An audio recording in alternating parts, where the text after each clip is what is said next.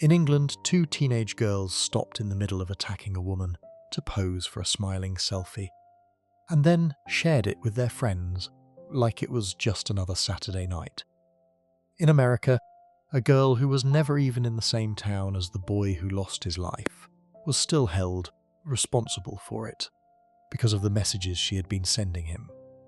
These 10 young women had almost nothing else in common.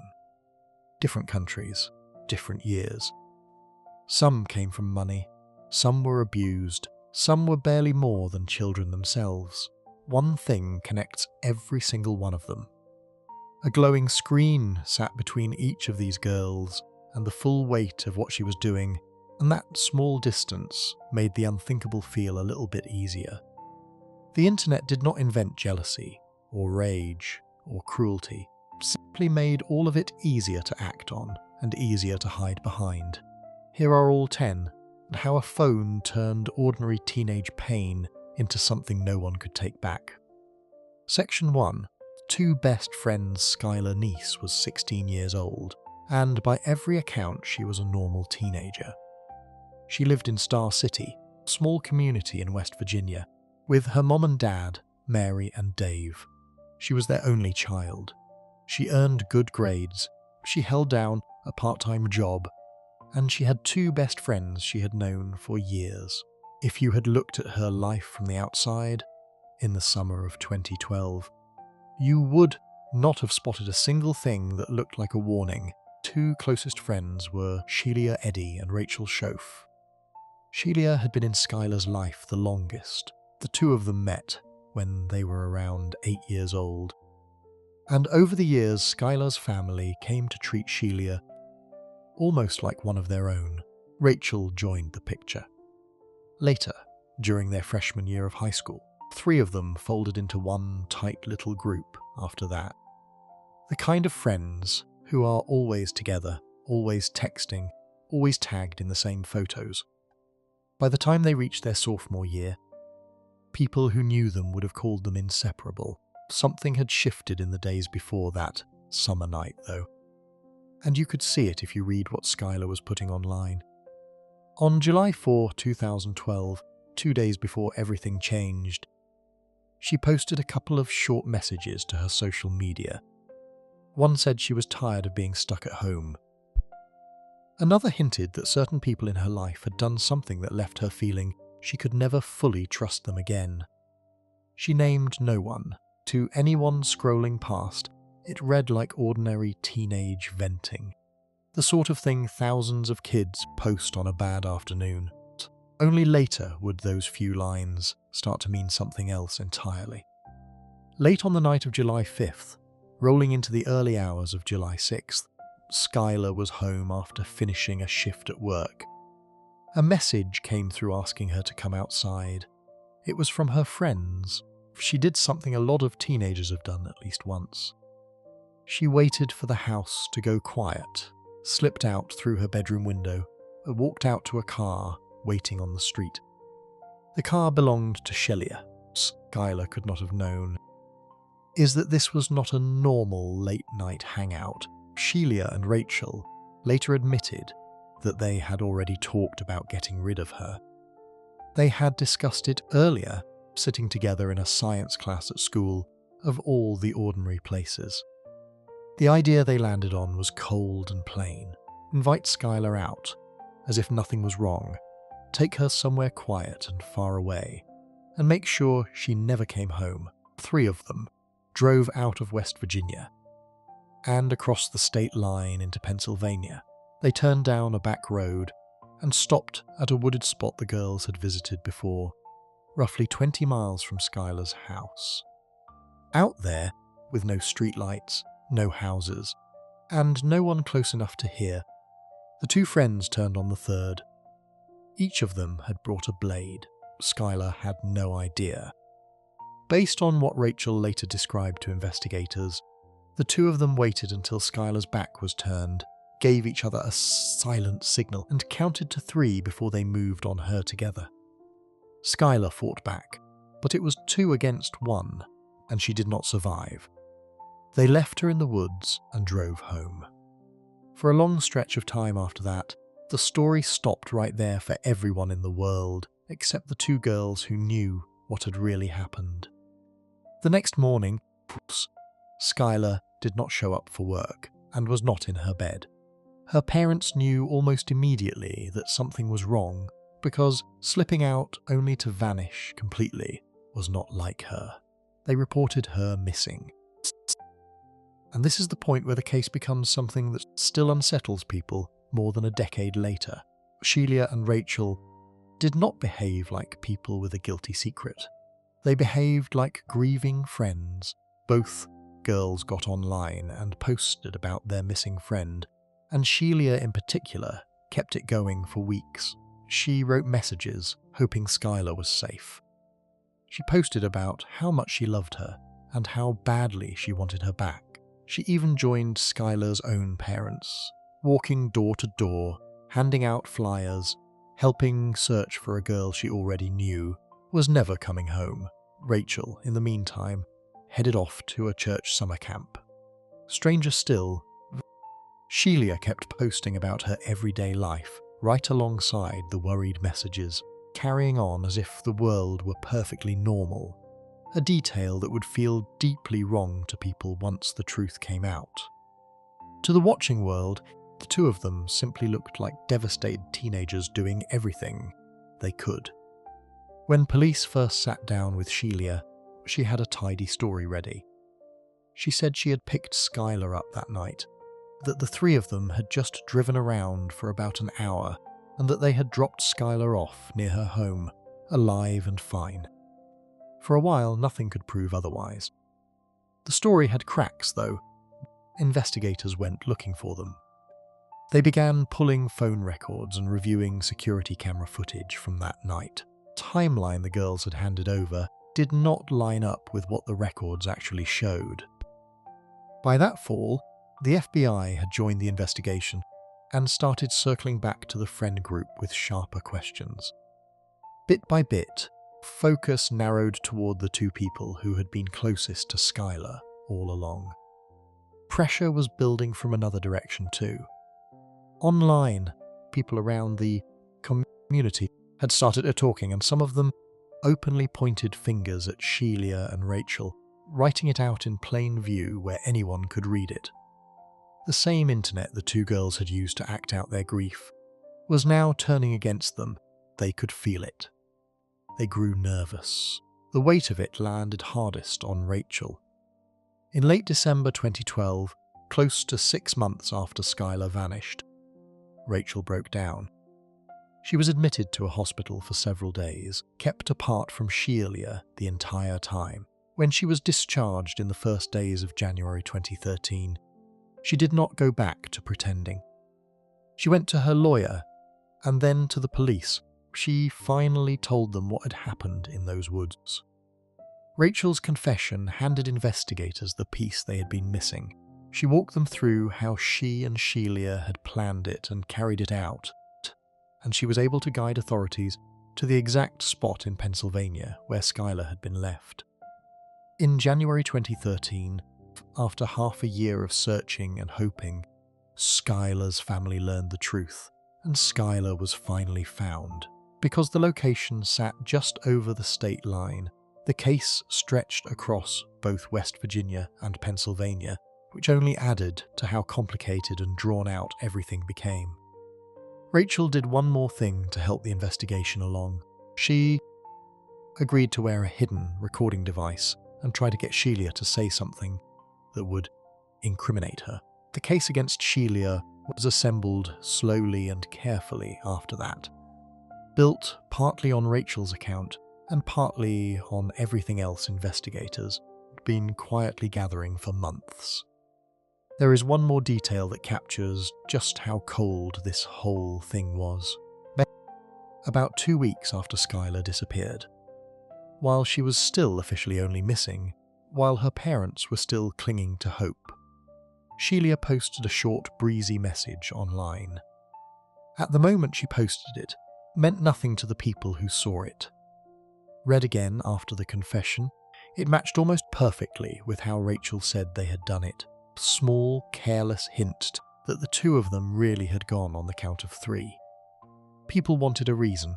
They wanted a motive large enough to explain why two would do this to someone they had grown up beside. When investigators asked Rachel why, the answer they got was startlingly small. The two of them, she said, simply did not like Skylar anymore. They no longer wanted to be friends with her. For years, that thin answer was the official one, and it never satisfied anyone. How do you travel from not liking a friend to planning the end of her life in a science class? A fuller picture took much longer to surface. In court testimony given years afterward, Rachel explained that she and Sheila had been in a secret romantic relationship and that they were afraid Skylar might expose it. The strain around keeping that secret, she said, had curdled into something hostile, and as teenagers they had no healthy way to handle it. That fear, that pressure, and that secret were threaded through everything that took place. The law did not treat the two of them as children. Both were charged as adults. Even though they had each been 16 at the time, Rachel Schoff pleaded guilty on May 1, 2013, to a second-degree charge connected to what happened to Skylar. Because she had cooperated and come forward, she was offered a lighter deal, 30 years with a chance at parole after 10. That very same day, police arrested Sheila. Sheila Eddy held out far longer, only just before her trial was set to begin. In January 2014, did she enter a guilty plea to the most serious first-degree charge. She received a life sentence, with the possibility of parole after 15 years. At her sentencing, members of Skylar's family spoke about how Sheila had looked them in the eye for months, comforted them, sworn she knew nothing, all while she knew exactly where their daughter was the entire time. Both young women ended up serving their sentences at the same correctional centre in West Virginia. Rachel has come up for parole and been turned down more than once. The case has since been covered on major national news programs and turned into a streaming documentary years later, which is a big part of why so many people still recognise Skylar's name today. Skylar's family also managed to turn their loss into something that would outlast the case itself. A disappearance pushed West Virginia to change the way it handles missing child alerts, so that more young people in danger could be flagged and searched for faster. In a quiet way, the system that failed to find Skylar in time was rebuilt because of her. The reason this first story sets the table for everything that follows is the role the screen played all the way through it. Skylar's own posts were the first faint signal that her friendships were coming apart at the seams. The internet then became the stage where her two friends performed their sorrow, smiling and posting and grieving for an audience that believed every word. And the internet was also, in the end, where the truth began to slip out. Through community suspicion, through careless messages, through one throwaway post that meant nothing, until it suddenly meant everything. Before we move on, if you're enjoying this analysis, please consider subscribing. It helps the channel tremendously. In Skylar's case, the screen was a mask, placed two girls hid behind, after the fact to play innocent for everyone watching. The next story turns that idea completely inside out. There, the screen was not the cover-up. It was the spark, the place where the whole conflict caught fire out in the open, in real time, in front of an audience that watched it grow and did nothing to stop it before it was far too late. Section 2. Fight. Over a boy Ndia Martin was 14 years old, a freshman at a Chicago high school, and the kind of kid who already had her whole future sketched out in her head. Family later said she dreamed of travelling to Paris and Rome one day. She talked about joining the Navy, or maybe going to college instead. She was an honour student, Sud Wons. Her plans stretched far beyond her own block on the south side. None of those plans would ever get the chance to happen.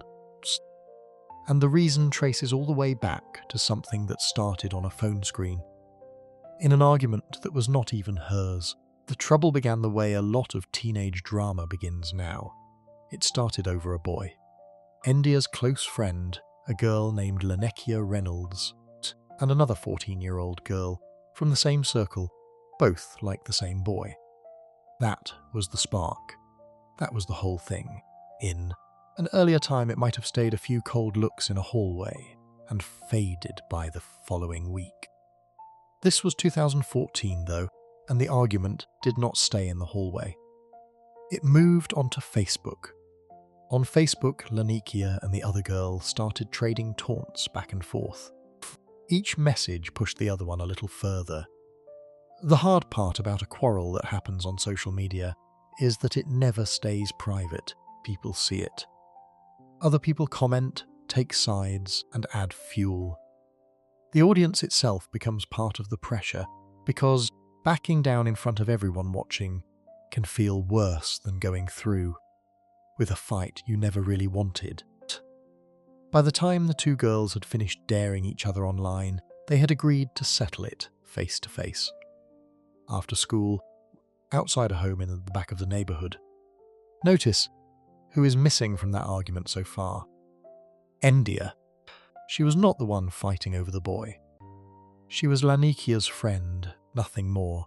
She had her own dreams and her own life, and she happened to be standing near the centre of someone else's online feud at the worst possible moment. That detail matters, and it only gets sadder as the story goes on. Word of the planned fight spread fast, the way these things do once they are out in the open online. What should have been, at most, a short scuffle between two teenagers swelled into an event. On the afternoon of Monday, April 28, 2014, a crowd of around 24 people walked together toward the meeting spot to watch. This was no longer a private disagreement between two girls, public spectacle, arranged and advertised online, with a built-in audience marching along to see how it would end. One of the girl's friends even pulled out a phone to record the whole thing, the same casual way you might film anything else you planned to post later. Here is where the story takes the turn that makes it so much worse than a schoolyard scrap. Two adults attached themselves to the crowd. One of them was the other girl's uncle, a man named Donnell Flora. Flora used a wheelchair. His legs had been paralysed in an earlier incident back in 2010. When he found out his niece was planning to fight, he did not try to talk her out of it. He did the opposite. He grabbed a handgun, got on a city bus, and made his own way across town to back her up. The weapon he carried was a small revolver, and it had been reported stolen from a vehicle only a couple of weeks before. Flora would later insist he only meant to protect his niece. But carrying a loaded weapon to a fight between 14-year-olds is not protection. It is a tragedy sitting and waiting for one bad second. Because Flora could not move easily through the crowd in his wheelchair, he handed the weapon to his niece and told her to pass it along to an older relative. In the group, a woman in her 30s named Vendetta Redwood. The girl did exactly as she was told. Then everything happened in the space of a few seconds. In the middle of all that chaos, 24 people packed into the street. The 14-year-old raised the weapon and tried to use it. It jammed, according to what prosecutors later argued in court. Redwood cleared the jam and handed it back to the girl, urging her to go ahead.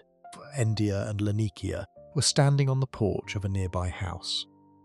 As the weapon went off, the two of them spun around and ran for the door. One round grazed Lanekia's arm. Another caught Endia in the back as she tried to get inside. She did not survive. Read that again and let the cruelty of it land. The girl with the weapon had been feuding with Lanekia. Lanekia is the one who was grazed and lived.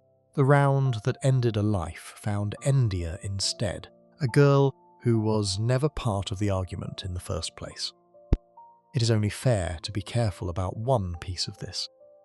That account of Redwood clearing the jam and handing the weapon back came from the prosecution. When Redwood was later put on trial in federal court for her alleged part, the jury was not convinced, and she was found not guilty. Afterward, she said she was sorry for what the Martin family had lost. So while prosecutors laid out their version of events, the courts did not hold her responsible for it. What the 14-year-old did next shows just how young everyone in this story really was. After the weapon went off, she ran straight back to her uncle, set it in his lap wrapped in a jacket, started pushing his wheelchair away from the crowd. She did not get far at all. Police took her into custody almost immediately, right there at the scene. The head of the Chicago police at the time put it as plainly as it can be put. This, he said, was a fistfight that turned tragic. The instant a firearm was introduced into it, strip the weapon out of the picture, and you most likely have two girls throwing a few punches over a boy and then going home to their families. Add the weapon, and one of them is gone, another is wounded, and several lives are wrecked all at once. There is one more detail in this case that makes it ache even more. The girl who pulled the trigger was, like Endia, described as a freshman honor student. Two girls with good grades and real futures, nudged by an online argument over a boy into a street fight, and then a single adult decision to bring a weapon turned all of it into something nobody could undo. One family lost a daughter forever. Another family watched their daughter trade away her own future in the space of a heartbeat. Because she was only 14, the law treated the girl who fired as a child. Prosecutors actually tried to have her case moved to adult court, but they did not succeed, so it stayed in the juvenile system. She spent more than 4 years held in a juvenile detention center while the case slowly ground forward. In January 2018, less than a week before her trial was set to begin, she pleaded guilty to the most serious charge in Endia's case, and to a separate charge for the harm done to Lanekia. Her sentencing came that June. By then she was nearly 19. The juvenile system was allowed to hand her was a few years, with a firm rule that she could not be held past her 21st birthday, no matter what happened. She received that maximum juvenile term, along with a short additional adult sentence, and was set to become eligible for release the following spring. At the hearing, she tried to read a statement to Endia's family out loud, but she broke down partway through and handed it to her lawyer to finish. In it, she told them that nothing she could ever say would mend their hearts. The adults faced far heavier punishment, at least to begin with. Donald Flora, the uncle who carried the weapon to the fight, was convicted of the most serious charge for supplying it, plus a charge for the harm to Lanekia. He was originally sentenced to 100 years. The judge who handed down that sentence did not soften his words. He said there was no excuse and no way to rationalize giving a child a weapon to bring to a ridiculous fight about a boy, and he pointed out that children all over the city were losing their lives because the adults around them kept refusing to act like adults. Years later, in 2020, Flora's conviction was thrown out on appeal and he was granted a new trial, a reminder that these cases can stay tangled and unfinished long after the news cameras have packed up and moved on. Vandetta Redwood, the older relative accused of clearing the jam, the one central figure who walked away without a conviction. Because that federal jury acquitted her. Now step back and look at the part the screen played in all of this. Because it works in almost the exact opposite way from the first story. In Skylar Neese's case, the internet was a hiding place. The harm happened in private, in the dark. Social media was pulled out afterward like a mask, used to perform innocence and grief for everyone watching. Endia Martin's case flips that completely. Here, nothing hid. The conflict lived right out in the open, on Facebook. Anyone could watch it, swell one message at a time. The feud was public. The dare to fight was public. The time, the place, plan. All of it travelled online until a crowd of 24 people knew exactly where to gather and when. And when the moment finally arrived, someone stood there, filming it on a phone, treating it like one more thing to capture and share. That is the quiet horror of this one. So many moments where a single person could have stopped it. Every kid who scrolled past those taunts could have spoken up. Every adult who caught wind of the planned fight could have shut it down. Instead, the online audience did what online audiences so often do. Watched. It gathered. It pressed record. And a couple of the adults who showed up did something far worse than watch.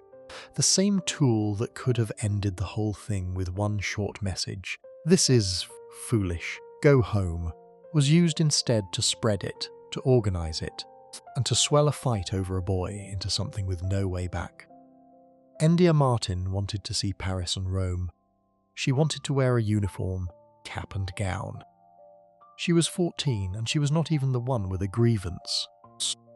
The argument that took everything from her began as a handful of words, on a screen between two other girls, and by the time those words had grown into a crowd in the street, it was already far too late for anyone to call them back. Before we move on, if you're enjoying this analysis, please consider subscribing. It helps the channel tremendously. In Endia's story, the online fight was loud, public, over a boy, and it took an adult bringing a weapon to turn it final. The next case opens somewhere very different. It does not start with a public argument at all, but with something deeply private being put online to humiliate a teenage girl in front of everyone she knew. And this time, no adult had to hand her anything because she would walk to the meeting already carrying what she needed. Section 3. Video that started it. All Wilmarie Mejia Matos was 16 years old, a teenager from the Roxbury neighbourhood of Boston. She had a boyfriend, and like a lot of young couples, and she trusted him. That trust is exactly what got broken.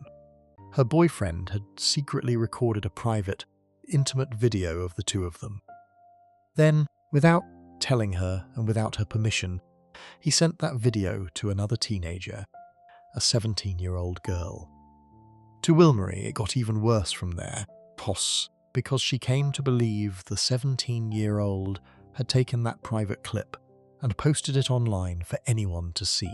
Sit with how that would feel for a 16-year-old. Something deeply personal, something she never agreed to share, suddenly floating out, where her classmates and her whole world could find it. The person who recorded it was supposed to be on her side. The person who allegedly spread it was someone she now saw as an enemy.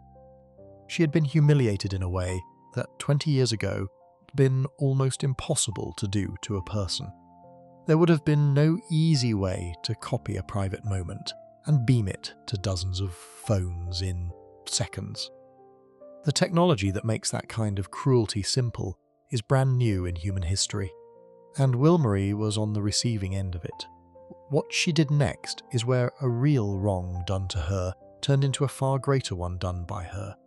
Instead of going to a parent, a teacher, the police, anyone who could have actually helped, Wilmarie went to the 17-year-old directly, online. She confronted her over social media. The two of them started trading threats back and forth across their screens. Neither one backed down. Like the feud in the last story, this argument did not stay private, and it did not cool off. It heated up, message by message, until the two girls had dared each other into meeting in person. They agreed to settle it with a fight in Jamaica Plain, another Boston neighbourhood. And here is one of the most chilling details of the whole case.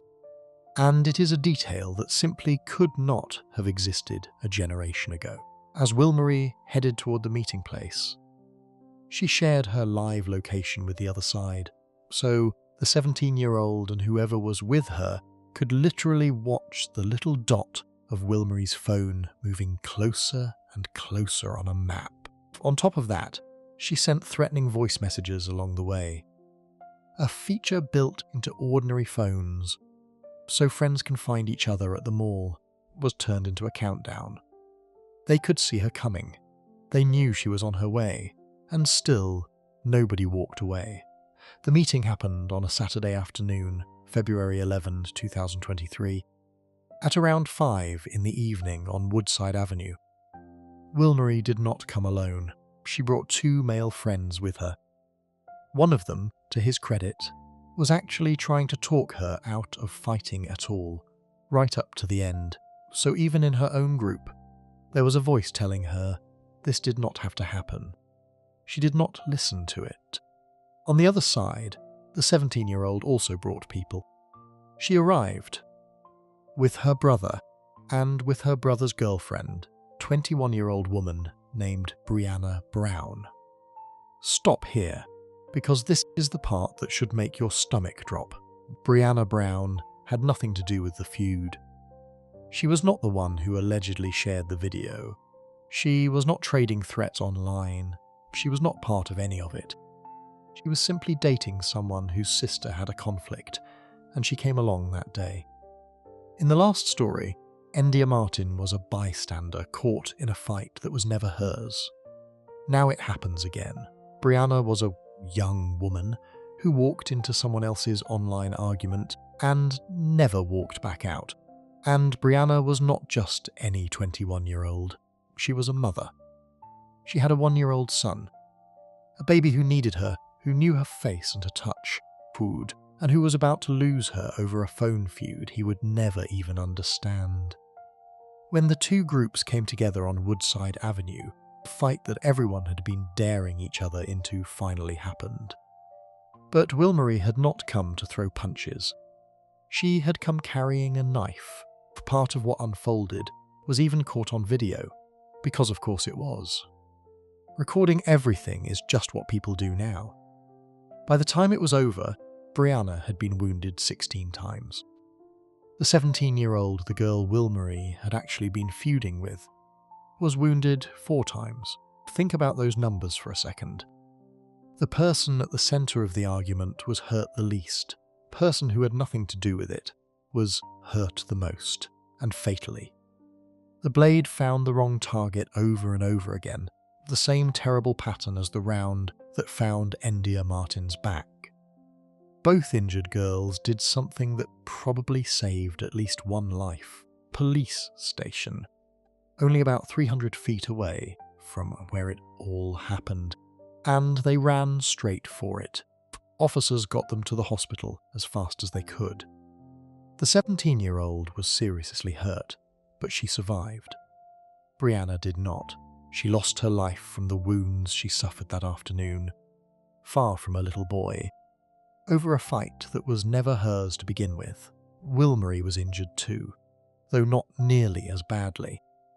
She was treated at the hospital for a scrape on her forehead and cuts on both of her hands and wrists.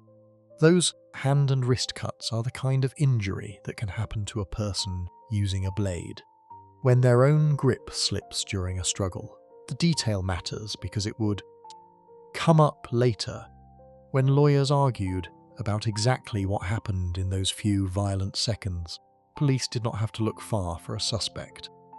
Within days, Wilmary, just 16, was arrested and charged.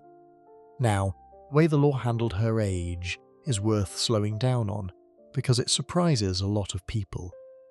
In Massachusetts, someone between 14 and 17 is accused of the most killing. Their case does not start in the gentler juvenile system. By state law, they are brought into regular adult court for it. So even though Wilmary was a 16-year-old, she was arraigned as an adult in West Roxbury Municipal Court on a charge of the most serious kind in Brianna's death, plus a charge for the harm done to the 17-year-old. She was ordered held without bail. At that first hearing, she said she was not guilty. Her lawyer did not pretend the situation was simple. He told reporters that his client was extremely remorseful. He also began laying out the arguments that defense attorneys raise in cases like this, that maybe it was self-defense, maybe it was sudden provocation, maybe it happened in the heat of an overwhelming moment. He even suggested that the most serious charge was too heavy for what actually took place, and that a lesser one might fit better. These are the kinds of questions courts have to wrestle with. When a person who has been genuinely wronged lashes out and someone ends up gone, how much of that is a choice?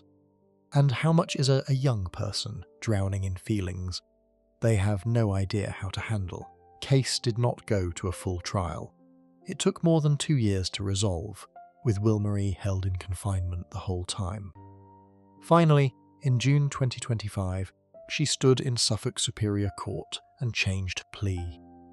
She pleaded guilty to a lesser charge, manslaughter, instead of the original, serious one, along with a charge for seriously injuring the 17-year-old.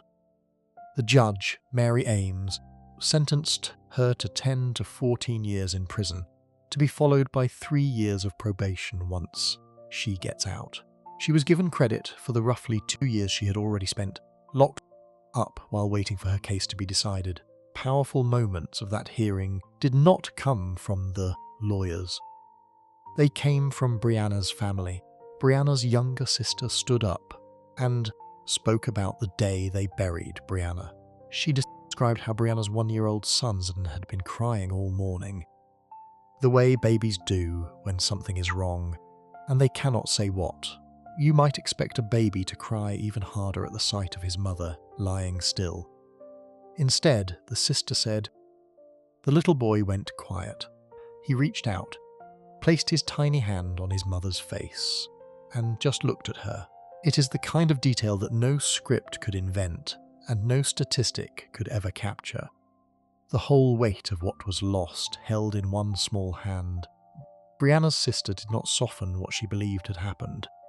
She said, her sister was taken not in self-defense, but out of meanness, insecurity, hunger for the approval of a boy. She also refused to flatten Brianna into a perfect angel. She said Brianna was nowhere near perfect. She was simply human, a real person with flaws and with so much more life still ahead of her. That kind of honesty makes the loss land harder, not softer, because it makes Brianna feel like an actual person instead of a headline. Then, one of Brianna's brothers did something almost impossible. He compared his sister's life to a dandelion, beautiful and quick, here one day, and gone the next. And he told Will-Marie directly that if there was one thing he had learned from his sister, it was how to forgive that he forgave her. A young man standing in a courtroom facing the person who took his sister, choosing to let go of his right to hate her. You do not have to agree with that choice to be moved by it. The district attorney summed up the scale of it plainly. One young woman was gone, another was seriously hurt, and a third, Will-Marie herself, was entering a life completely altered by what she had done. There were no winners. There was only damage spreading outward in every direction from a single afternoon. So, what does this case tell us about the screen? And why does it belong in this collection? Look at the path the whole tragedy travelled. It started with a private video, something that only exists because phones can record and send in an instant. It spread because that video could be forwarded and, allegedly, posted online for the world. The argument that followed did not happen face to face. It happened over social media, where threats are easy to fire off and impossible to take back. The plan to meet was made online. Approach was tracked online through a shared location pin ticking closer on a map. And the fight itself was filmed because by now recording violence is just reflex.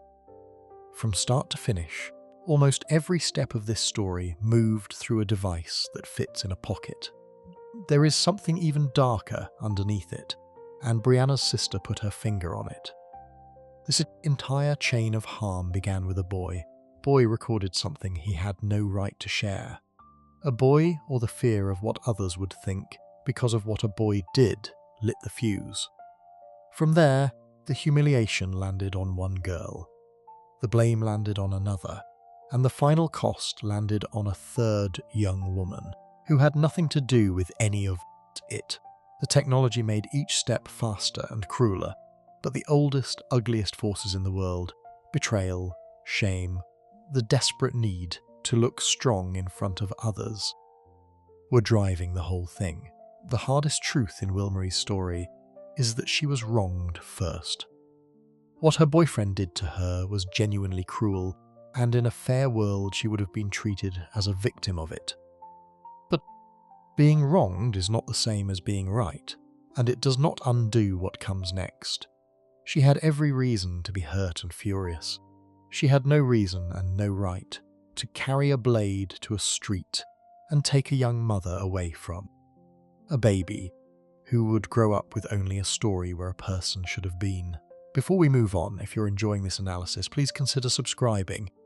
It helps the channel tremendously. The next story steps away from feuds and fights entirely. It is about a teenage girl whose own online pages quietly told the world what she was capable of, long before anyone took those words seriously. And it ends with the loss of a child far younger than anyone we have met so far, in a case that forces a much harder question. What do you do when the warning signs were posted in plain sight?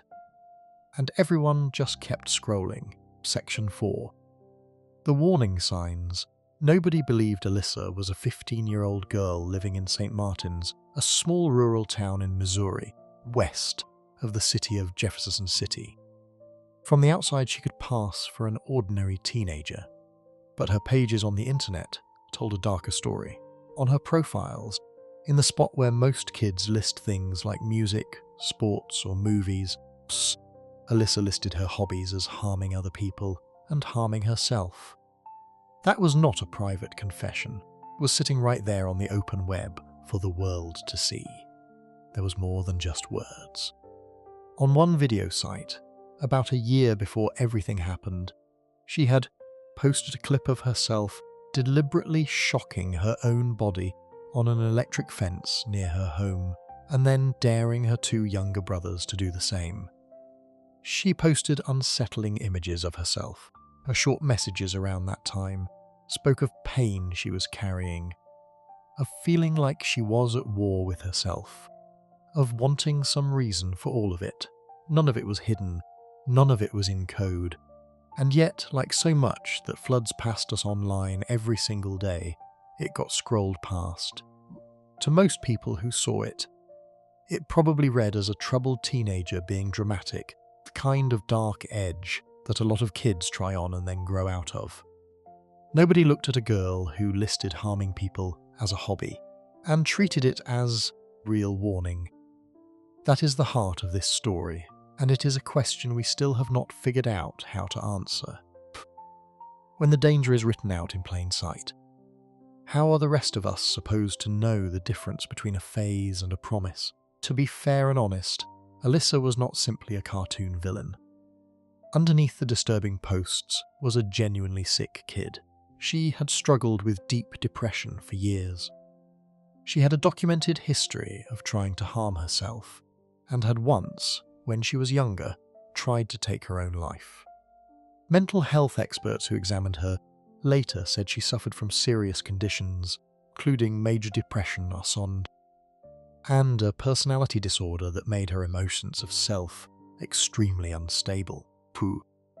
Her own lawyers would later argue that the medication she was taking for her depression may have made her more likely to turn violent. None of that excuses what she did. But it does explain why this case is not just a horror story. It is also a story about a deeply troubled child whose warning signs were everywhere and went unread. Now meet the person whose life this cost, because she is the one who should not be forgotten in all of this. Elizabeth Alton was 9 years old. She lived just a few houses down from Alyssa, in the same quiet neighborhood. She was a little kid in the most ordinary, lovable way. The kind who knocks on a neighbor's door, asking if anyone can come out and play. And she did exactly that. Elizabeth used to come over to spend time with Alyssa and Alyssa's younger siblings. To a 9-year-old, the older teenager down the street was just an older kid she knew and trusted. There was no reason in the world for her to be afraid. What makes this case so chilling is that what happened to Elizabeth was not a sudden snap. It was planned. Planning started days ahead of time. In the woods near their neighbourhood, Alyssa dug holes in the ground. Not on the day it happened, days before. She prepared the place where she would hide a body, before there was even a body to hide. When investigators later found one of those holes behind her house, shaped the way it was, and asked her about it, she brushed it off and said she simply liked to dig. That answer would look very different once the full picture came together. On the evening of October 21, 2009, Elizabeth was outside, the way kids are on an ordinary evening, and she was supposed to be heading home for dinner. She had promised her mother she would be back in time. Around 5 in the afternoon was the last time her mother saw her alive. Here is the part that turns the stomach. Alyssa did not grab Elizabeth herself. According to what investigators presented later, Alyssa used her own younger sister as bait. She sent the younger girl to invite Elizabeth out to play. To Elizabeth, it was just a friendly invitation from a neighbour kid, most normal thing in the world. She followed it, and it led her into the woods where Alyssa was waiting. Out there, away from the houses, Alyssa attacked the 9-year-old and ended her life. Then she hid the little girl in the woods, covering her over with leaves in one of the spots she had prepared. She walked home. And then she did something that, more than anything else in this entire case, tells you what was going on inside her. She wrote about it in her diary. That same night, what she had just done, still fresh, Alyssa sat down and wrote an entry describing it. She admitted in her own words that she had just taken a life. She wrote that she did not really know how to feel about it. And then came the line that horrified everyone who later read it. She wrote that once she got past the first wave of shock, the experience had actually been enjoyable. She even used a goofy, almost cheerful spelling of the word amazing to describe it. Then, in the very next breath, she closed the entry as casually as a kid writing about their afternoon. Noting that she had to go to church, child was gone, and she signed off her account of it like it was nothing. That diary did not stay private for long. Elizabeth did not come home for dinner, and her family knew almost immediately that something was wrong. A frantic search began, the kind that pulls in neighbours, police and volunteers, walking shoulder to shoulder through fields and woods. The day after Elizabeth vanished, investigators, including the FBI, came to speak with the neighbours, Alyssa among them. They took her diary, and in the end, it was Alyssa herself who led searchers to the spot in the woods where Elizabeth had been left. 2 days after she disappeared, the little girl was found. When investigators finally got Alyssa to explain why, the answer was almost impossible to comprehend. She told them she had done it because she wanted to know what it felt like to take a life. There was no feud, there was no argument, there was no robbery, no revenge, no boyfriend, nothing that fit the usual shape of why one person harms another. A host. She was simply curious about what it would be like to end someone. And she chose a trusting 9-year-old to find out. One of her own friends would later say that Alyssa had told her, in the past, that she wondered what it would be like to take a life. The warning had been spoken out loud, too, not just typed online. It just had nowhere to land.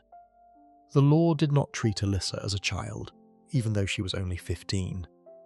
She was charged as an adult with the most serious possible charge, the kind that in Missouri carried an automatic sentence of life behind bars, with no chance of ever getting out.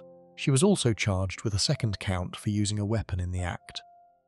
After she was arrested, she was sent to a state hospital for a psychiatric evaluation because even her own defense said she was showing signs of severe depression and anxiety.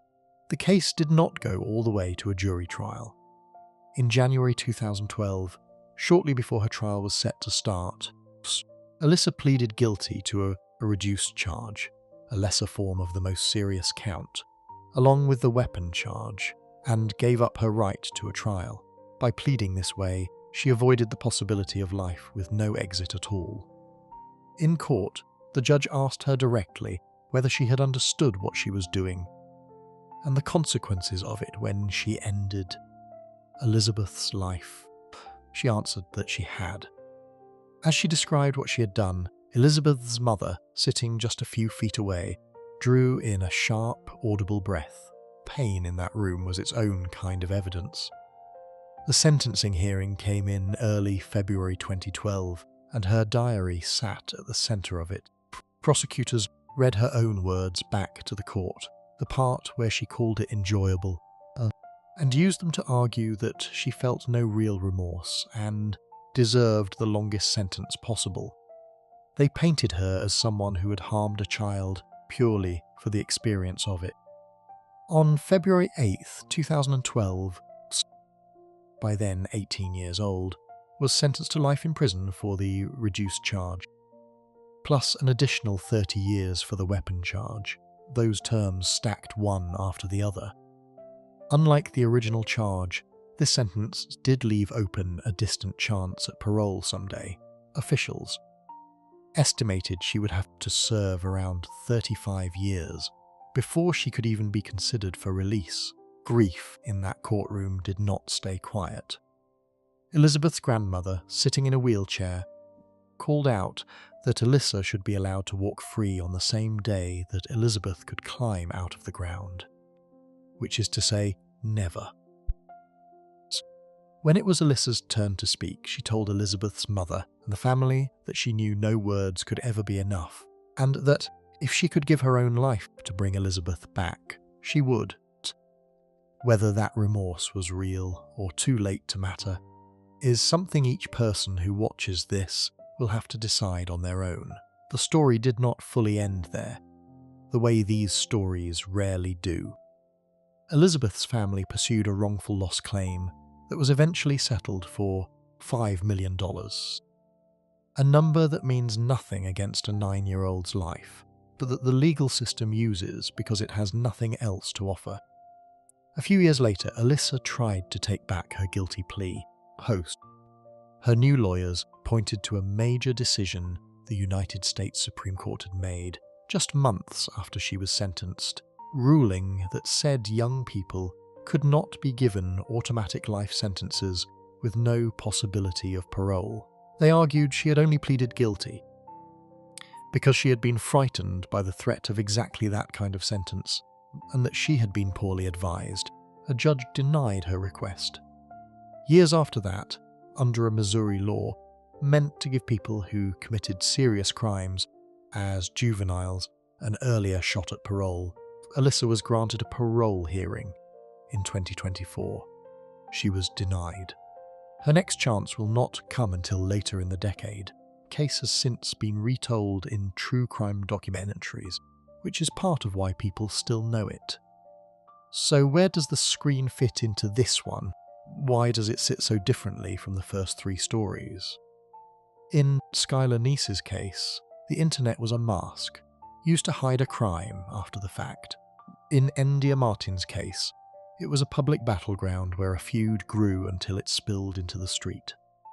In the last story, it was a tool that turned a private betrayal into a deadly confrontation. Here the internet was something else entirely. It was a billboard. Alyssa Bustamante used her online pages to announce, openly and in advance, the darkness she was carrying. She listed harming people as a hobby. She posted herself hurting her own body and pulling her little brothers toward danger. The signs were not hidden in a diary that only came to light afterward. They were public the whole time. That is what makes this case haunt people. We like to believe that if someone were truly dangerous, we would somehow see it coming. Alyssa's story is uncomfortable because the warning was visible, and seeing it still did not save anyone. The hard truth is that millions of teenagers post dark, dramatic, troubling things online every day, and the overwhelming majority of them are simply hurting, or bored, or testing how it feels to be edgy, and they grow up and they are fine. There is no simple machine and no easy rule that can sort the ordinary darkness of a struggling teenager from the rare, genuine danger hiding inside it. We scroll past thousands of red flags because almost all of them turn out to be nothing. And every so often, devastatingly, one of them turns out to be everything. Elizabeth Alton was 9. She liked to go outside and play with the kids in her neighbourhood, including the older girl down the street who seemed safe. She trusted an invitation from a friend.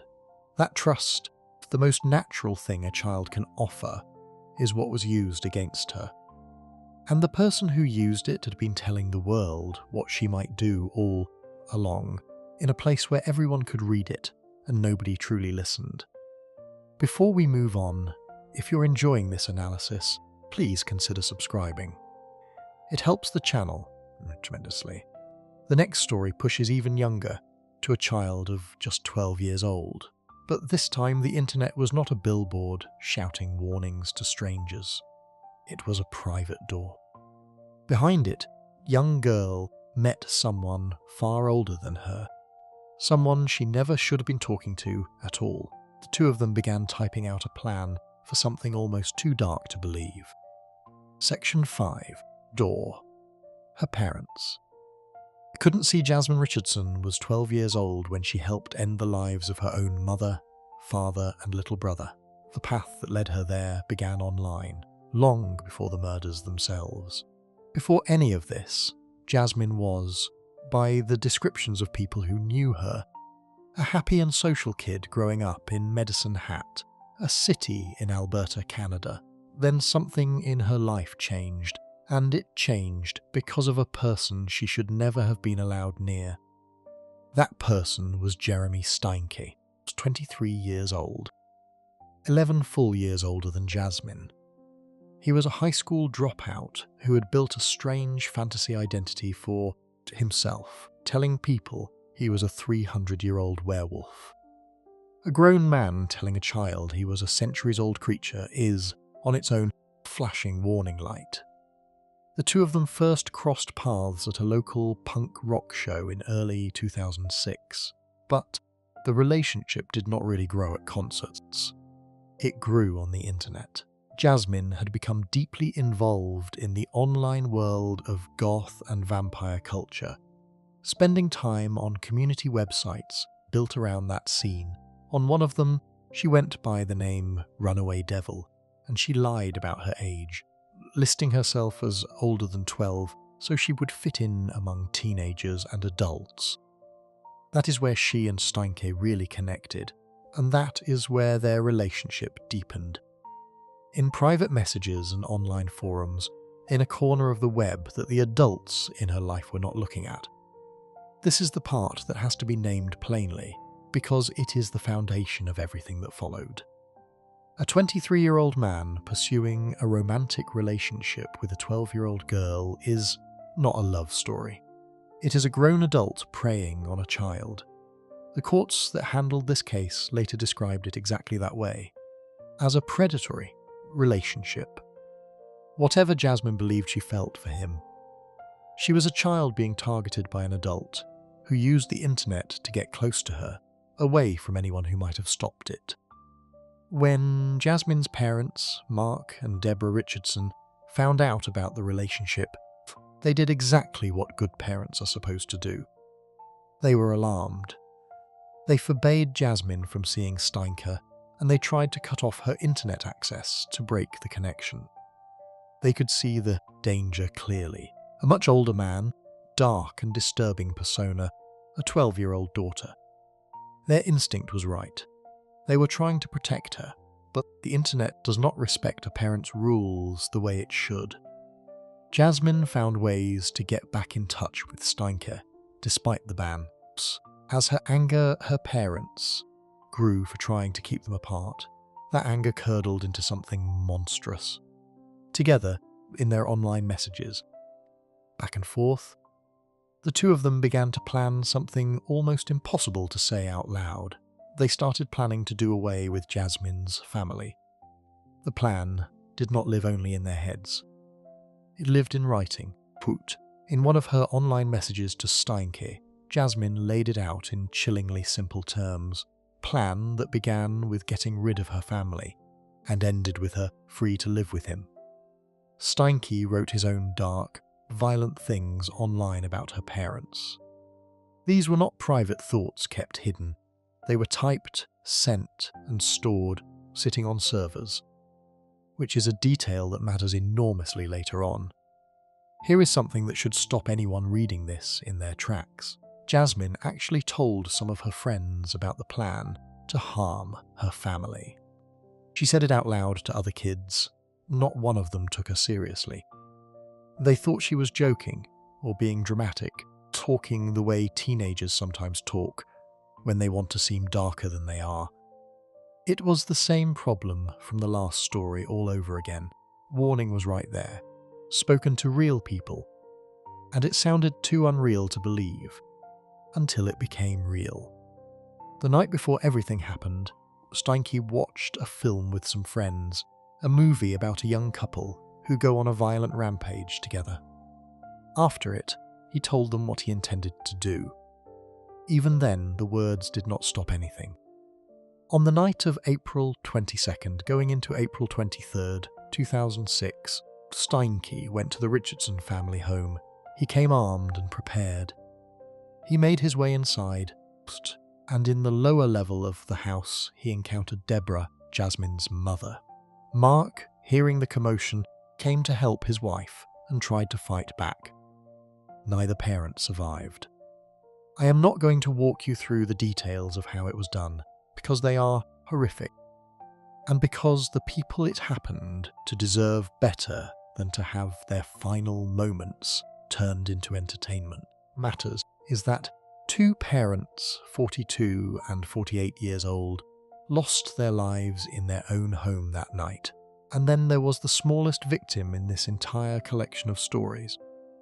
Jasmine's little brother, Tyler, was just 8 years old. He was upstairs.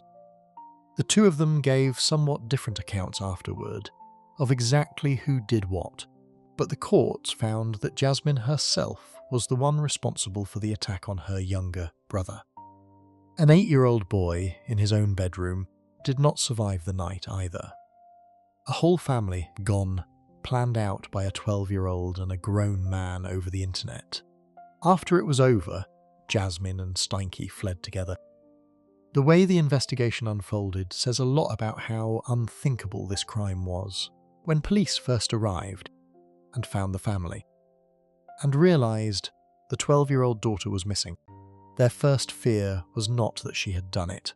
Their fear was that she was a victim too, that whoever had harmed the family had taken her, or worse. They actually put out an alert searching for Jasmine as a possible victim of a terrible family tragedy. The idea that a child that young could be behind it simply did not occur to anyone at first. Then investigators searched her room and her belongings. Picture flipped completely. The very thing that had drawn her into all of this turned out to be what exposed her. Trail of digital evidence.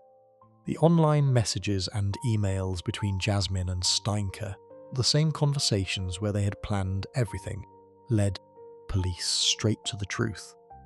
The private door that had let a predator reach a child, let the two of them plot in secret, had been recording the whole thing the entire time. Their words were still there to be read.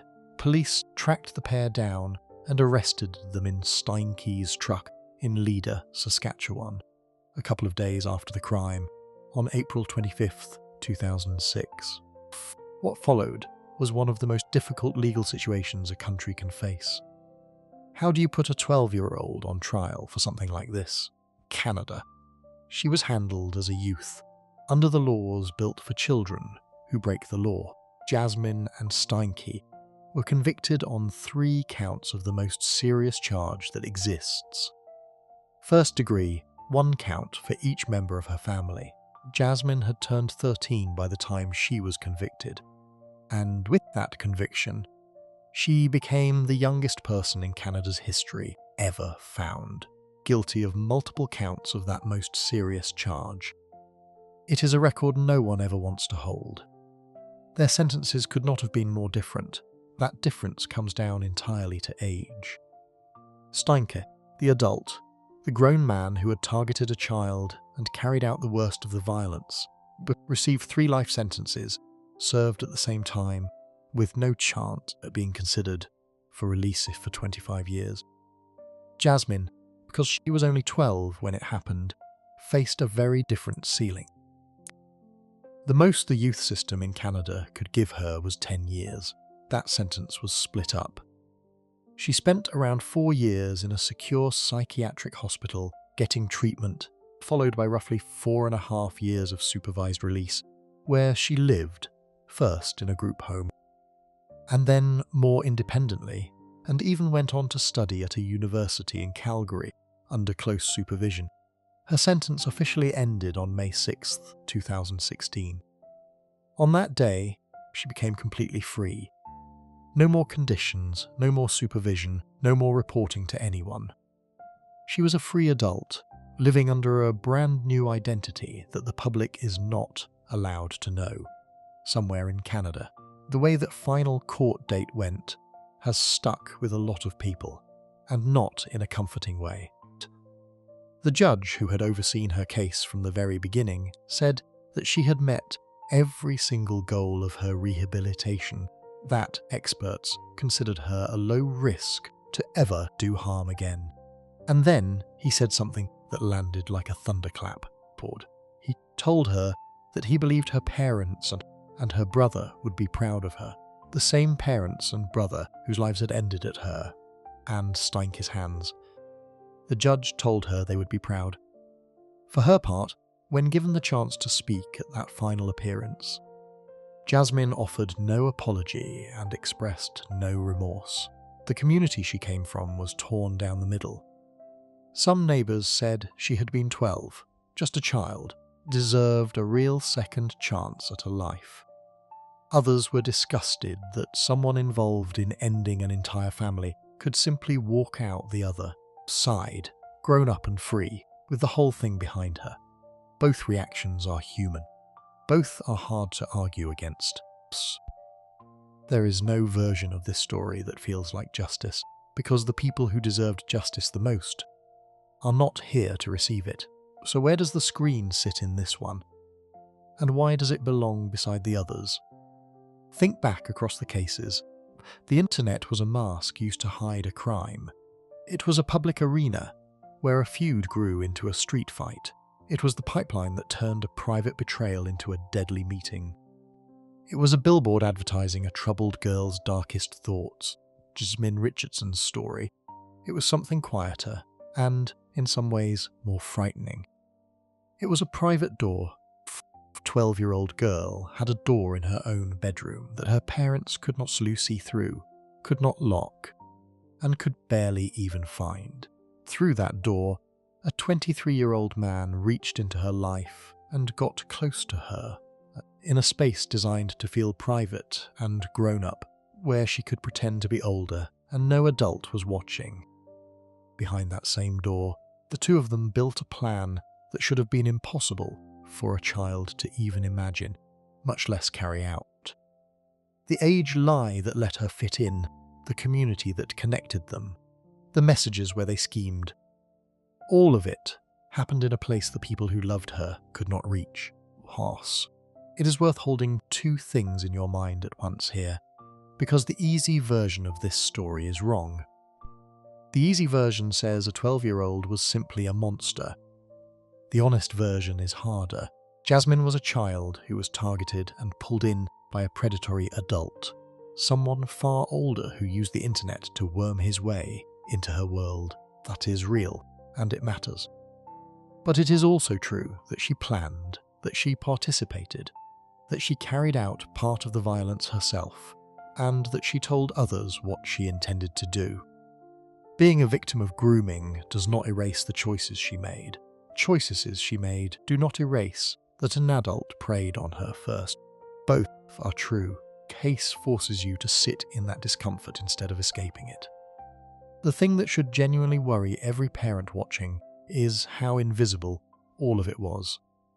Mark and Deborah Richardson did everything right. They noticed the danger, they named it, they forbade the relationship, they tried to pull the plug on the internet.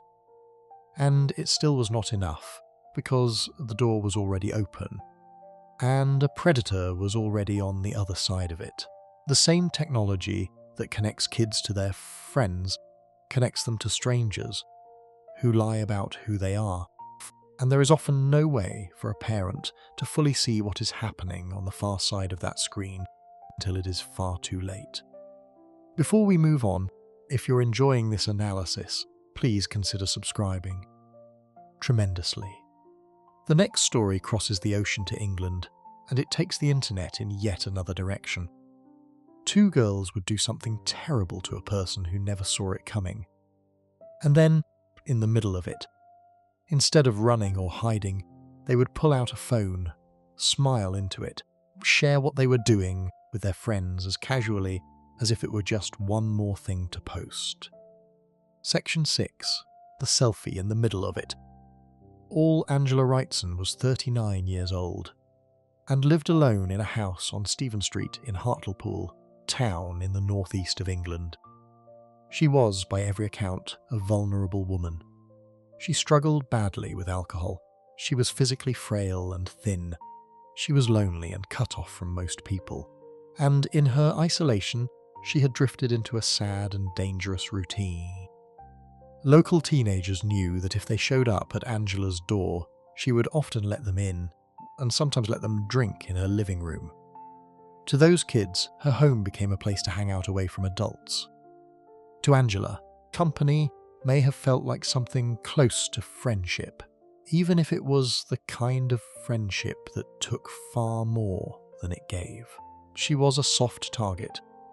And on the night of December 8th, 2014, two girls who knew that walked through her door. The two who came that night were children themselves. One was 13 years old. The other was 14. Because they were minors, the law has never allowed their names to be made public. And it never will, for reasons we will get to. But it is important to say up front that these were not privileged kids out for cruelty on a whim. Both of them came from deeply troubled, stable backgrounds. The older girl in particular had a chaotic home life and had been in the care system. Later review found that the staff at one care home could not even lock the doors to stop her from running off. There were signs that both girls were struggling in serious ways long before that night. There was one sign in particular that stands out now.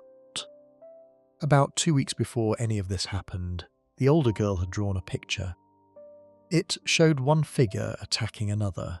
When she was asked about it later, she explained that she had drawn it during a moment when she was extremely angry, and that her carers had actually suggested drawing as a healthy way to let those feelings out, instead of acting on them.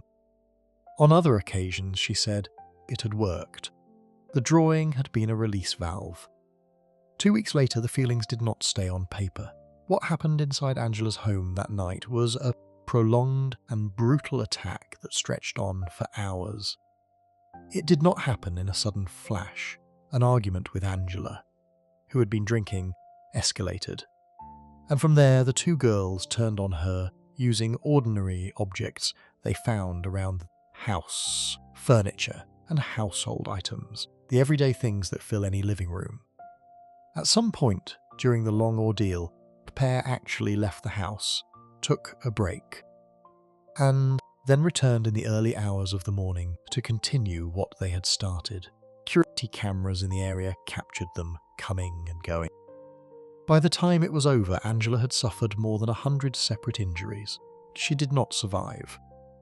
I am going to leave the specifics there, because the details are genuinely horrific and Angela deserves to be remembered as a person, not as a list of wounds. But the violence is not actually the reason this case became infamous around the world. Plenty of crimes are brutal. What set this one apart, what earned it the grim nickname, the Snapchat killing, is what the two girls were doing with their phone while it was happening. In the middle of the attack, they stopped to take a selfie, not afterward, during.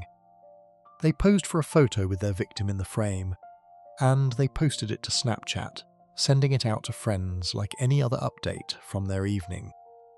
They sent images to people they knew. Across those hours, they took selfies of themselves, smiling and drinking. At one point, the younger girl made a voice call through Facebook to a friend, and that friend later said they could hear her in the background urging the other girl to keep going. The phone was busy the whole night. Used to capture pictures, to message people, even to play music while all of this unfolded. To the two of them, in that moment, a person's final hours and a normal Saturday night online were happening on the same screen, side by side, with no wall between them. When they were finally done, the casualness somehow got even more disturbing. They did not flee into the night and disappear. They called the police themselves and asked for a lift home, essentially using the authorities as a free taxi service. And while they were sitting in the back of the police van that took them away from the scene, they took another selfie, the two of them posing and smiling. Earlier, they had run into a friend who noticed they were a mess and asked what had happened, and they brushed it off with a lie about having fallen over before going off to listen to music. According to one account given later, the younger girl, far from showing any regret, said the victim had it coming. Angela Wrightson was found the next morning by her landlord. The scene was so devastating that it was described as looking like the aftermath of an explosion. Case that followed turned into a strange and painful saga. And here is where the internet plays a role that almost feels scripted. The first attempt to try the two girls at a court in Teesside had to be stopped by the judge. The reason was the internet. Members of the public had flooded social media, especially Facebook, with hundreds of extreme and disturbing posts about the girls and the case. The judge described it as a kind of online blitz, a wave of comment so prejudiced and so out of control that a fair trial there became impossible. So the whole thing had to be moved to a different city, Leeds, and tried again under a strict ban on reporting the girls' identities. Sit with that for a second. This was a case defined by two teenagers treating a crime as social media content, and the trial itself was nearly derailed by the rest of the public, treating it as social media content too. The same impulse on every level. At the retrial at Leeds Crown Court, after a trial that ran for weeks, both girls were found guilty of the most serious charge there is. When the verdicts came in, the two of them, now 15 years old, broke down in tears in the dock and were taken out of the courtroom. In April 2016, they were each given a life sentence, minimum of 15 years to serve before they could even be considered for release. The judge did not mince words about what they had done, describing it as a cowardly attack on a vulnerable woman in her own home. The lawyer for the younger girl asked the court to remember that, whatever happened that night, it was carried out by a 13-year-old, that she had spoken, understood, and thought as a child, because she was one. The grief of Angela's family was put into words by her mother, Maureen.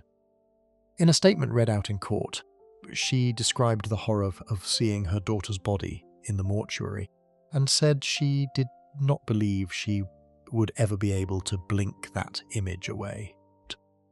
She said she could not understand how anyone could have been as violent as these two girls were. And she was right that she was not alone in that. No one could understand it. The honest answer about the motive is that there really is not a clear one. There was no robbery worth the name, no long-running war, no clear reason that fits the scale of what was done. It was an argument that spiraled, fueled by alcohol and by two damaged kids whose sense of consequences seemed to have switched off entirely. The story has one more chapter that still divides people. Years later, in 2021, after both girls had grown up and turned 18, their legal teams went to the High Court and won the right to keep their identities secret, not just through childhood, for the rest of their lives. Their lawyers argued that if the public ever learned who they were, it would put them in serious danger, including the real risk that they might try to harm themselves. The court agreed. To this day, the two people who did this cannot be named anywhere, by anyone. Many people, especially those who felt for Angela, found that deeply hard to accept. Others argued that they had committed the crime as troubled children, and deserved a chance to become someone different. Both reactions are understandable, and neither one brings Angela back. So, step back and look at the role the screen played here, because it is unlike anything in the cases before it. The internet has shown up as a mask used to cover a crime, public arena where a feud caught fire. As the pipeline that turned a betrayal into a deadly meeting, billboard advertising a troubled girl's darkness, and as a private door a predator used to reach a child. In Angela Wrightson's case, it was a stage, it was a place to perform. The two girls did not use their phone to plan, or to hide, or to lure. They used it in the very middle of the worst thing they would ever do, to turn that moment into content, into selfies, into messages, into something to share with an audience of friends in real time. The crime and the post were the same event. A criminologist who studied the case put her finger on something important. For a lot of young people, she said, social media has become a performance of self, a constant show you put on for others, where the line between living an experience and broadcasting it has worn away almost completely. Most of the time that just means filtered photos of dinners and vacations and good hair days. But these two girls had pushed that instinct into a place that should have been unreachable.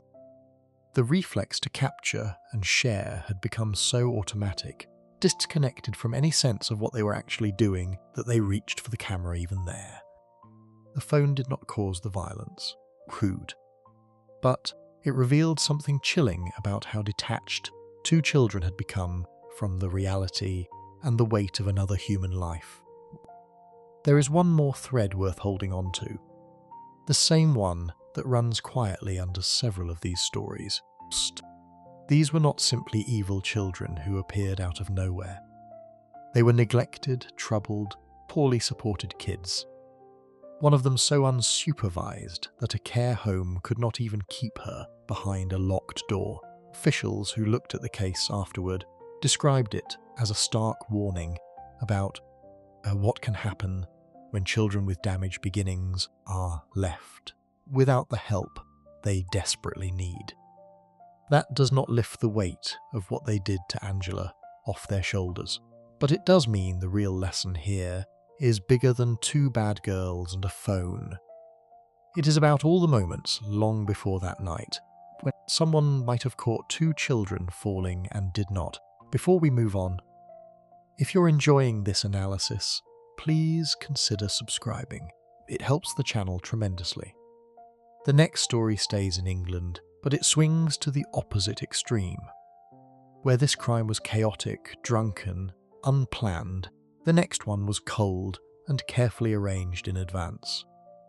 It centres on a teenage girl who fed herself a steady diet of the darkest material the internet has to offer, who kept a list, and who patiently lured someone who believed she was a friend. Section 7. Plan built in the dark. The two people at the centre of what happened to Brianna Ghey were Scarlett Jenkinson and Eddie Ratcliffe. Both of them were 15 years old. They shared a private world that almost no one around them could see, world stitched together out of their phones and the things they sought out online. It was a world fascinated by violence, by cruelty, by infamous figures who had harmed many people. Jenkinson, in particular, had gone somewhere most adults never go. While she was just 14, she downloaded special software onto her phone that let her reach the hidden part of the internet known as the dark web. There, she watched real recordings of actual people being harmed and put through unimaginable suffering. This was not a horror movie. These were real human beings, and she sought it out on purpose again and again. From there, her interest deepened into something colder. She studied people who had taken many lives, taking notes on how they did it. She admitted that she enjoyed dark fantasies about harming and hurting others. In Eddie Ratcliffe, she found someone who would go along with all of it. Together, the two of them lived in a secret, warped little universe of messages and shared obsessions, where talking about ending a life felt like just another thing to chat about. At some point, they did more than talk. They made a list of people they wanted to harm, real children they actually knew. One of the names on that list was Brianna. Before going further, this story deserves a proper introduction to the girl at its heart, because the world should know who she was, and not just what was done to her. Brianna Gay was 16 years old, and she was a transgender girl. Family described her as fearless, strong, and brave, for the way she lived openly as herself. To the outside world, she could look confident and even popular. She had built up thousands of followers on the video app TikTok, but the version of Brianna that lived online and the real girl were very different. In reality, she was shy, withdrawn, and anxious. She struggled with her mental health. She rarely left her home. The phone that made her look so visible was, in many ways, a place where she was quietly suffering. And it was through that same world of phones and messaging that one of her supposed friends grew close to her, close enough to be trusted, close enough to use that trust as bait. Because that is exactly what Jenkinson did. She befriended Brianna. To Brianna, Jenkinson was a friend, someone she knew from school, someone she had no reason to fear. To Jenkinson, Brianna was a target on a list. Planning of all this was not vague or spur of the moment. It was written down. Jenkinson kept a handwritten plan, and the two of them discussed what they intended to do in message after message on their phones, building the details out over weeks. The chilling part is that they had already tried once. Weeks before, Jenkinson had attempted to harm Brianna by giving her too much of an ordinary, the-counter painkiller, hoping it would be enough. It was not, so they kept planning, and they moved toward a different, more violent method. Their messages also revealed something uglier sitting underneath the plan. Some of the text about Brianna used cruel, dehumanizing language about the fact that she was transgender. Prosecutors would later use those messages as evidence that part of what drove this hatred toward Brianna for who she was. On the afternoon of Saturday, February 11th, 2023, the plan was carried out. Jenkinson invited Brianna to meet up, and Brianna agreed, believing she was simply going to hang out with friends. The two of them, along with Ratcliffe, met at a bus stop and walked together to Culcheth Linear Park, near Warrington. It was the middle of the day in a public park. One of the two had brought a knife. There, in broad daylight, they attacked Brianna in a way the courts would later describe as frenzied, ferocious, sadistic. Brianna did not survive. I will not lay out the details of those final minutes, because they are horrific. And because a 16-year-old girl who trusted the wrong person deserves better than to have her last moments turned into spectacle. What Jenkinson did right afterward shows how cold the whole thing was. She did not panic or confess. She went home and lied. She told her own mother, and later the police, that Brianna had simply walked off to go meet a boy from Manchester, alive and perfectly fine. The lie did not hold. Members of the public had seen the teenagers in the area that day, and they came forward with what they had seen. Within a day, Jenkinson and Ratcliffe were arrested. From there, the two of them turned on each other, each trying to push the blame onto the other. The case went to trial at Manchester Crown Court. And on December 20th, 2023, a jury found both of them guilty of the most serious charge. They were sentenced about 6 weeks later, on February 2nd, 2024, by the judge, Mrs. Justice Yip. Both received life sentences. Jenkinson was told she must serve a minimum of 22 years before she could even be considered for release. Ratcliffe was given a minimum of 20. Both will be watched over by the authorities for the rest of their lives, even if they are ever let out. There is an important difference between this case and the last one when it comes to their names. In the Hartlepool story, 2 girls won the right to stay anonymous forever. Here, the judge made the opposite call.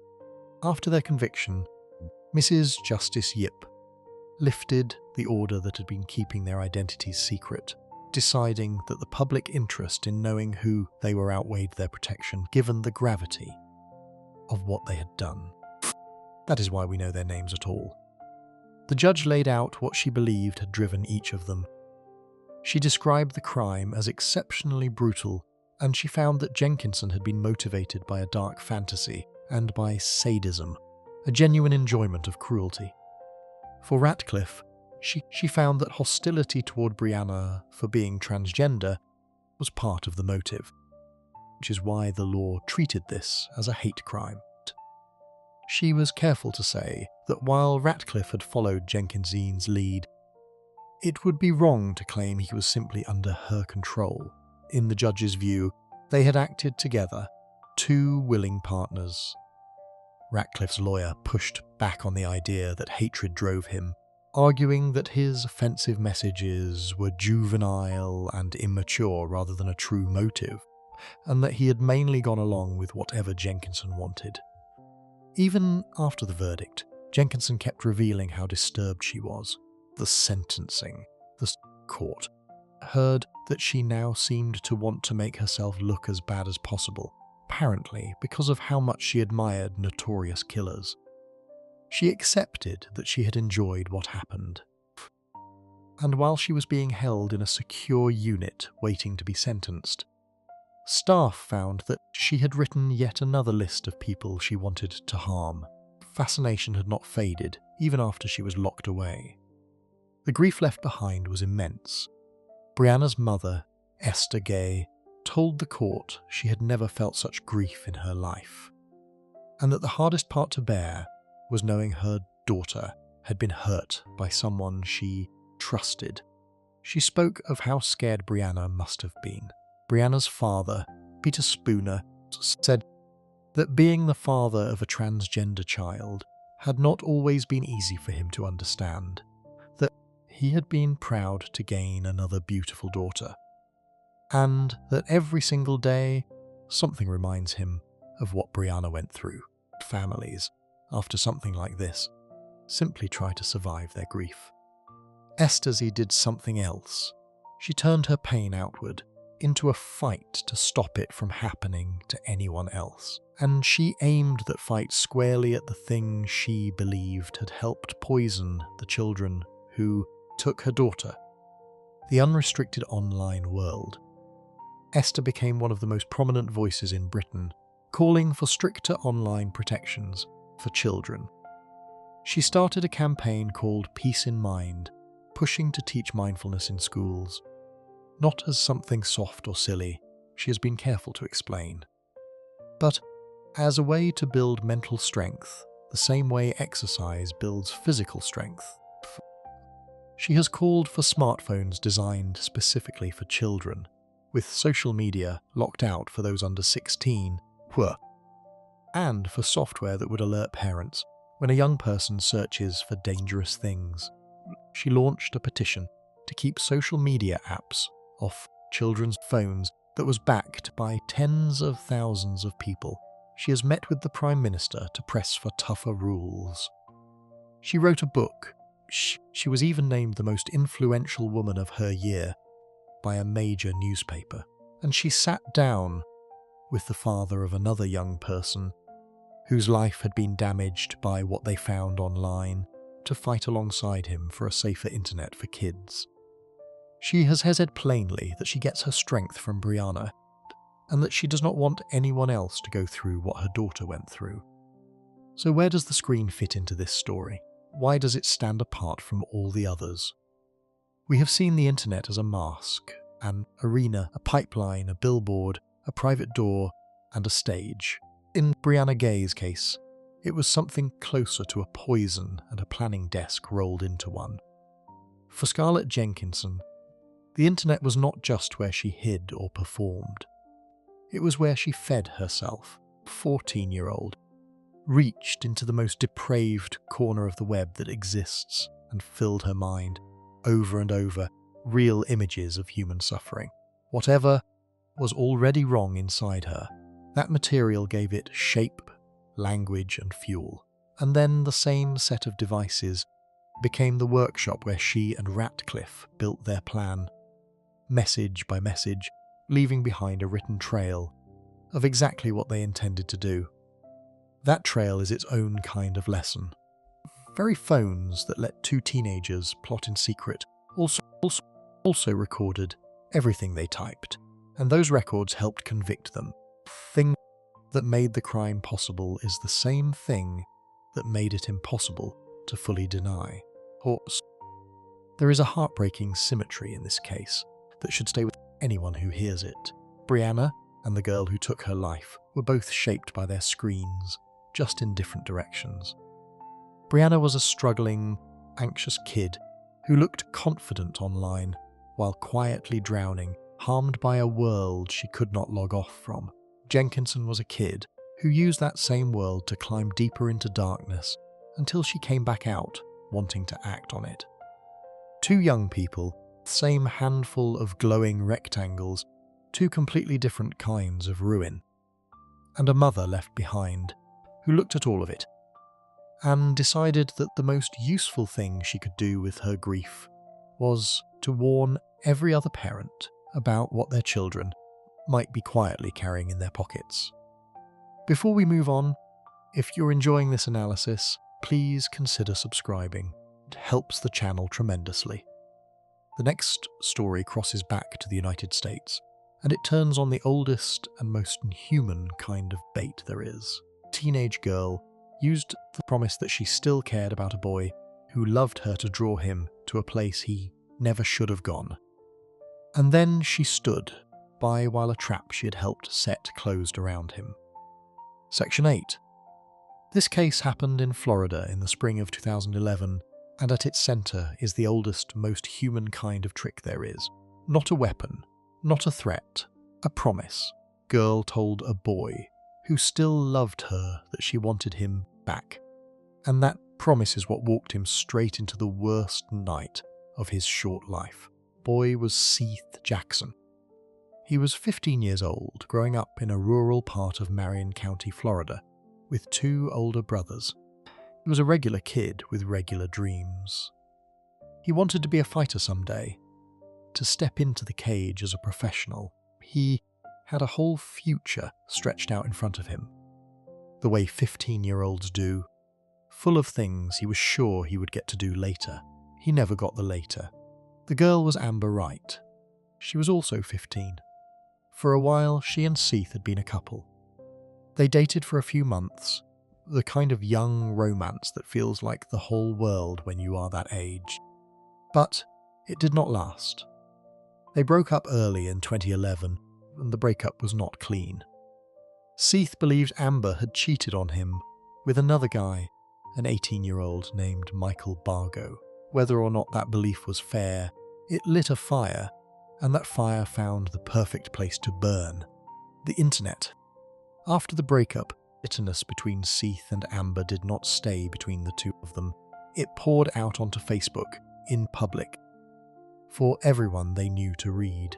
What started as a sad ending to a teen relationship turned into a full-blown online feud.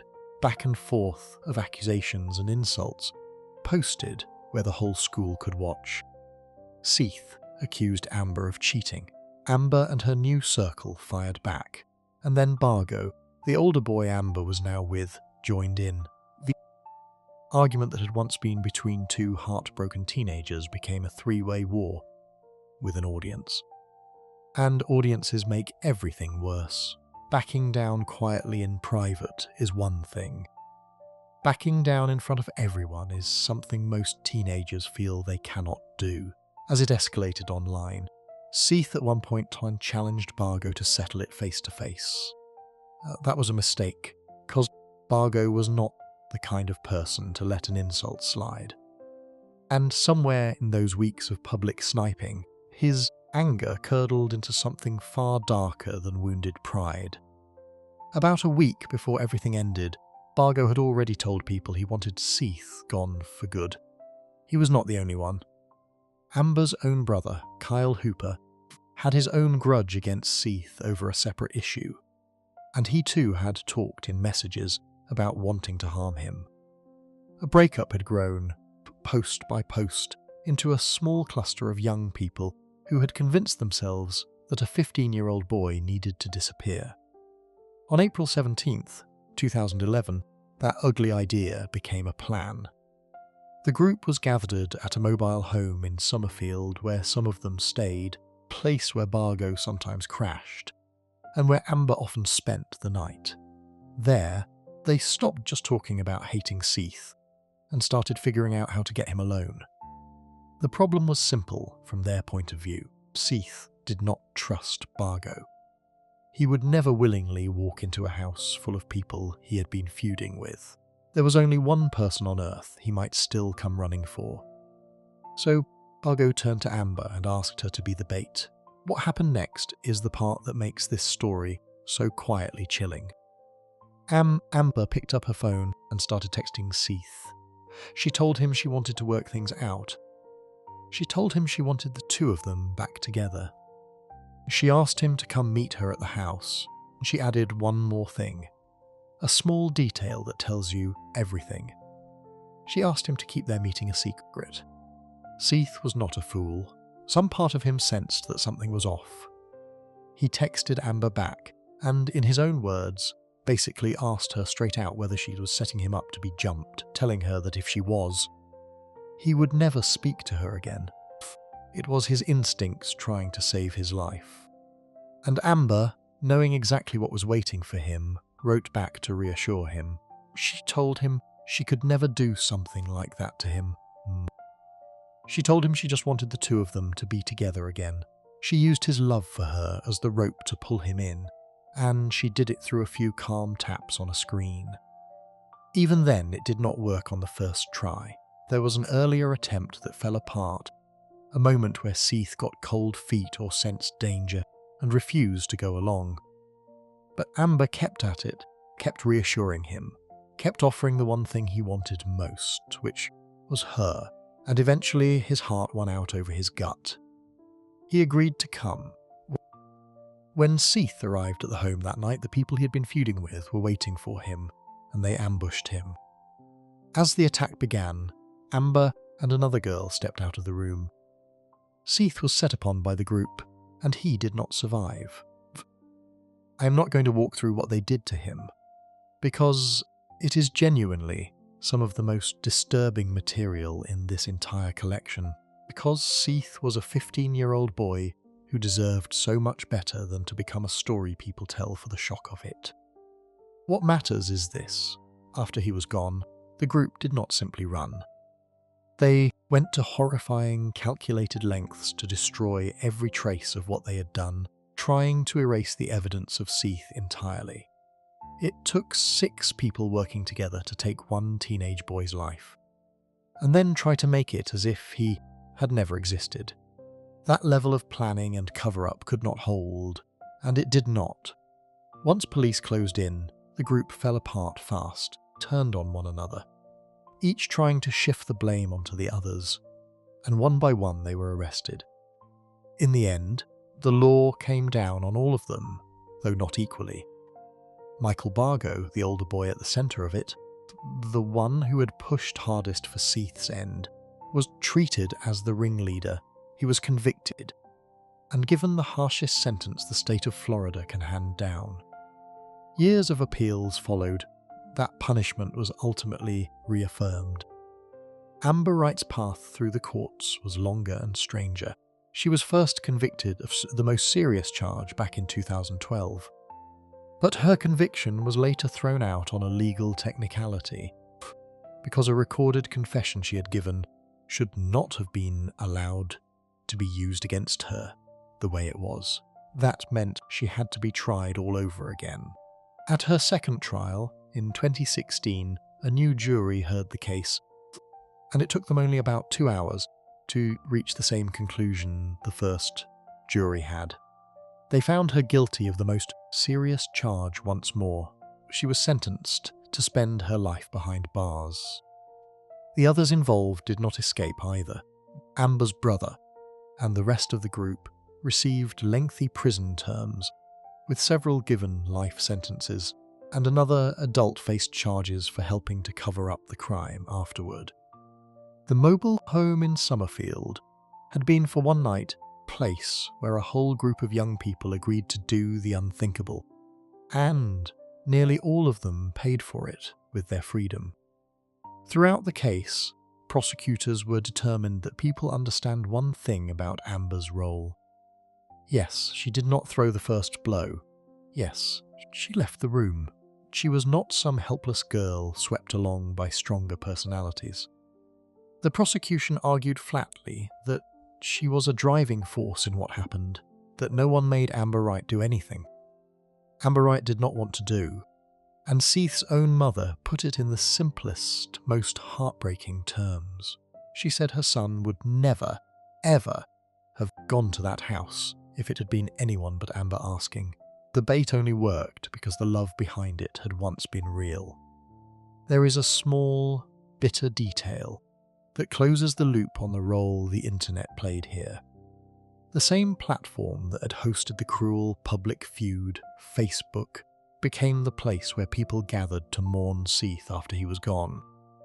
A memorial page filled up with messages from friends and strangers alike, expressing horror and grief. The site that helped fan the flames also became the wall where his name was written in sorrow. Step back and look at how the screen worked in this story, because it played two very different roles at once. First, it was an amplifier. Breakup between two 15-year-olds is painful, but it is usually survivable.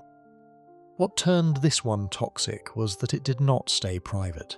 Facebook took a private heartbreak and put it on a public stage, where pride got involved, where insults could be read by everyone, where a new and dangerous person, Bargo, could step in and pour fuel on it. The feud grew because it had an audience, pulled in players who never would have been part of a quiet, private breakup. The internet did not invent the jealousy or the anger, just gave them a megaphone and a crowd. Second, and more darkly, the screen was the delivery system for the trap. The actual bait was the oldest thing in the world. The promise of love returned. But notice how it was delivered. Not face to face, where Amber would have had to look Seath in the eye and lie to him directly, where her nerves might have shown, where he might have read the truth on her face. It was delivered by text. A few typed words on a glowing screen, calm and distant and easy to fake. It is so much simpler to type a comforting lie than to speak one. The phone gave Amber a way to betray Seath, without ever having to feel the full weight of his trust looking back at her. And when his instincts screamed at him through the same screen, asking if he was being set up, she just typed her reassurance and pressed send. That is the quiet horror at the heart of this one. The technology did not make Amber cruel, but it made cruelty frictionless. It let a 15-year-old girl reel in a boy who loved her with nothing more than her thumbs from a safe distance, while the people who meant to harm him waited in the next room. The most human bait imaginable, handed off through the least human tool imaginable. Before we move on, if you're enjoying this analysis, please consider subscribing. It helps the channel tremendously. The next story heads north to Canada, and it circles back to something we saw all the way back in the very first case. Once again, a young woman would try to play the part of the heartbroken, grieving friend after her best friend was suddenly gone. She would post about her, mourn her in public, and act as though her world had been shattered. But there was one photograph she had already shared, long before anyone suspected her, and that single image was quietly waiting to give her away. Section 9. Belt in the photograph. This story takes place in Saskatoon, a city in the province of Saskatchewan, Canada, in the spring of 2015. Its heart were two young women who, by every account, were as close as friends can be. People who knew them described the pair as inseparable, but one of them had already left behind the piece of evidence that would eventually unravel everything, and it had been sitting in plain sight the entire time, waiting. One of them was Brittany Jane Gargle. She was 18 years old, a high school senior, who, by the descriptions of those around her, had pushed through a difficult childhood and was finally on a path toward a brighter future. She had people who loved her, including a much younger sister who adored her. She was at the age where the hardest parts of growing up seemed to be behind her, and the good parts were just starting. The other was Cheyenne Rose Antoine, Brittany's best friend.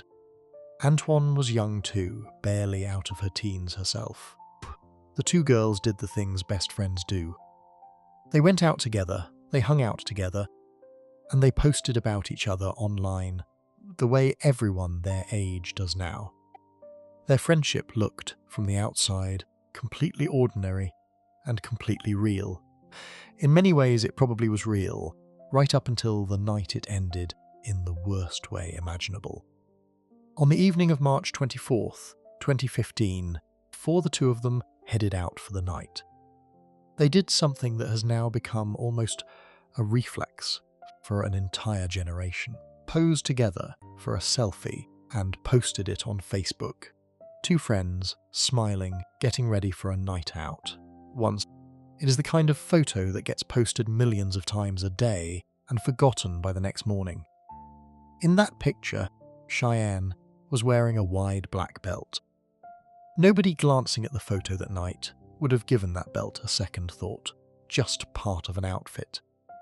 It would turn out to be the most important detail in the entire case. The two friends went out and spent the night, drinking, moving from place to place around Saskatoon, and eventually ending up at a house party in the early morning hours.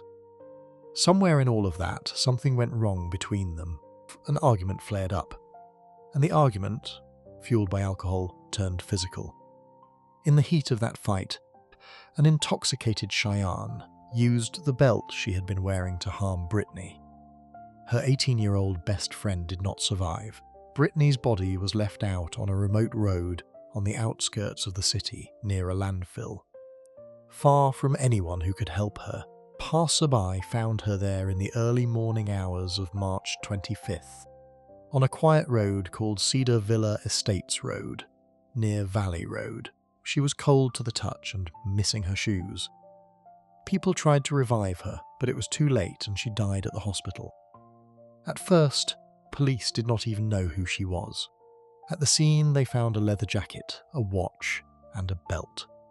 To try to identify her, put out photos of her tattoos, hoping someone would recognize them.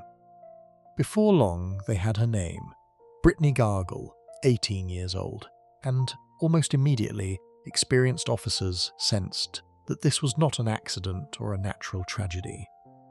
This was something someone had done post. Now comes the part that makes this case so unsettling, the part that echoes the very first story in this collection. Cheyenne Antoine did not come forward and confess. She put on a performance, and she put it on for an audience, in public, online. In the hours after Brittany died, Cheyenne posted a message right on Brittany's own Facebook wall. She wrote, in effect, asking where Brittany was, saying she had not heard from her, and hoping she had made it home safe. To anyone reading it, it looked like the worried message of a loving friend who simply did not know what had happened. Prosecutors would later argue it was something far colder than that. They believed Cheyenne posted it on purpose to make herself look innocent and to point investigators in the wrong direction. She was using social media to build an alibi, hiding behind the appearance of concern on the same platform where she and Brittany had smiled together just hours before. When police came to speak with her, Cheyenne gave them a detailed story.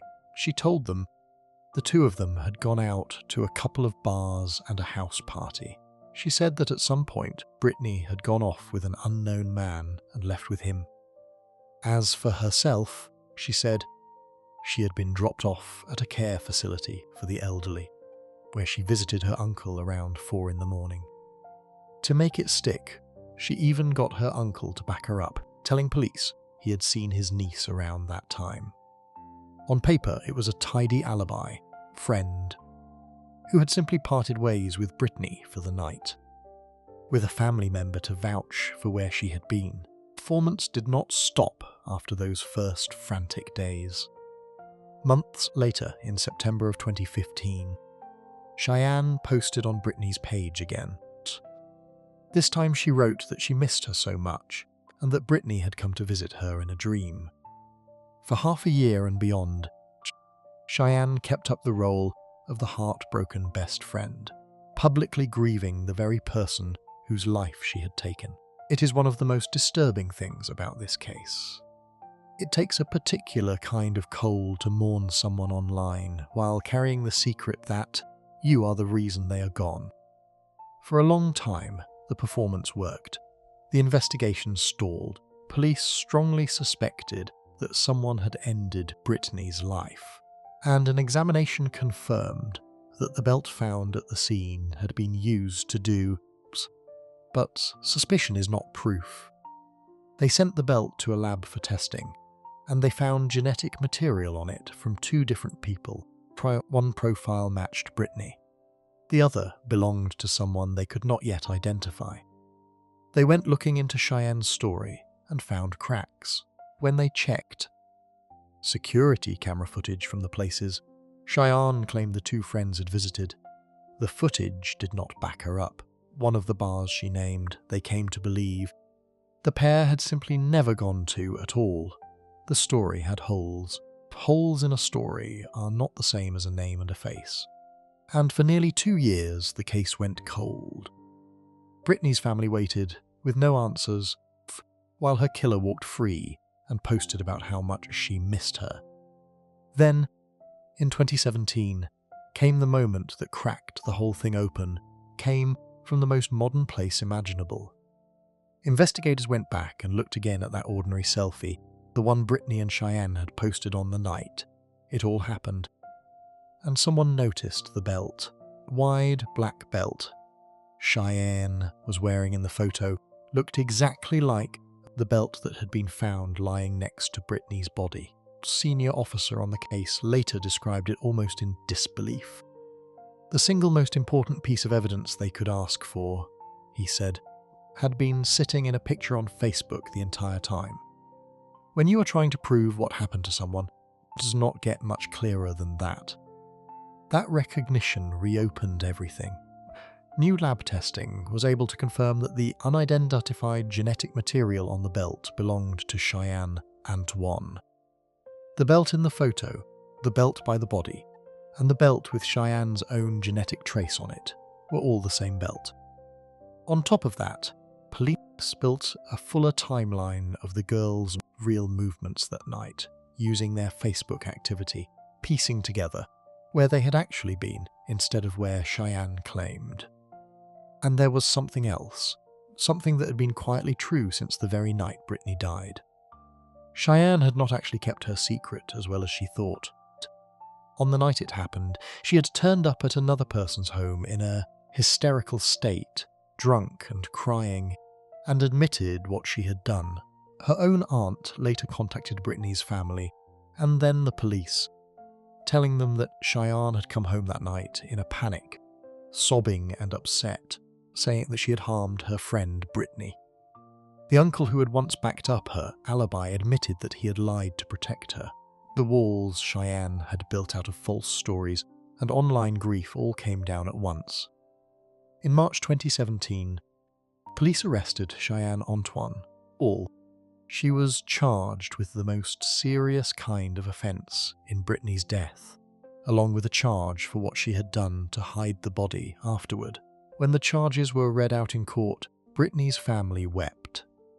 After 2 years of not knowing, they finally had a name, and it was a name they had trusted. It was Brittany's best friend. The case did not go all the way to a full trial.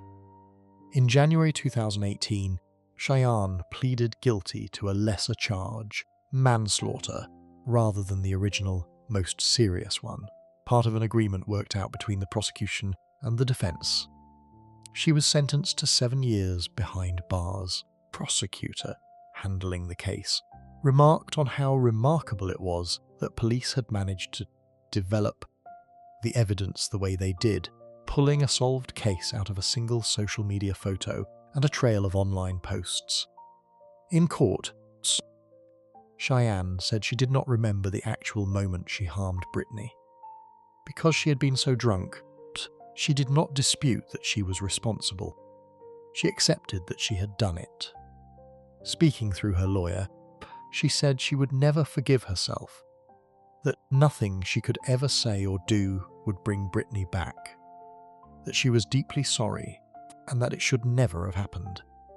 When she walked into the courtroom, she pulled her hood up and used her sleeves to cover her face, hiding from the cameras the way she had hidden the truth for 2 years. For Brittany's family, no sentence could touch the size of the loss. Brittany's aunt told the court that most days they cannot stop thinking about Brittany and what she must have felt in her final moments, fighting for her life. And there was the smallest, quietest victim of all left behind. Brittany's little sister, only 7 years old, was being raised by a stepmother, who had the impossible job of explaining to a small child why her big sister was never coming home and why the person who took her was someone they had all known and welcomed. So, what does this case tell us about the screen? Why is it the right note to end on before our final story? This one is different from almost all the others in an important way, and it is worth being honest about. In most of these stories, the internet helped cause the harm. It was the spark of a feud, the pipeline of a plan, place a predator hid, the fuel for a dark obsession. Here, that is not really true. What happened between Cheyenne and Brittany was a drunken fight between two friends that spiraled into the unthinkable. Social media did not make Cheyenne do it. The phone did not whisper in her ear. What the internet did in this case was something else entirely. Remembered. It remembered everything, and in the end it told on her. Think about everything the screen quietly recorded. It recorded the selfie, the belt right there in the frame, time-stamped on the night it mattered most. It recorded Cheyenne's worried "Where are you?" message, the one meant to make her look innocent, which instead became part of the timeline that proved her guilty. It recorded the movements of two girls across a city on their last night together. Cheyenne treated social media the way most of us do, as a place to shape how the world sees us, to post the version of ourselves we want people to believe. She posted a grieving friend. She posted a worried friend. She posted a girl in mourning. But the same platform that let her perform innocence also kept a permanent, honest record underneath the performance.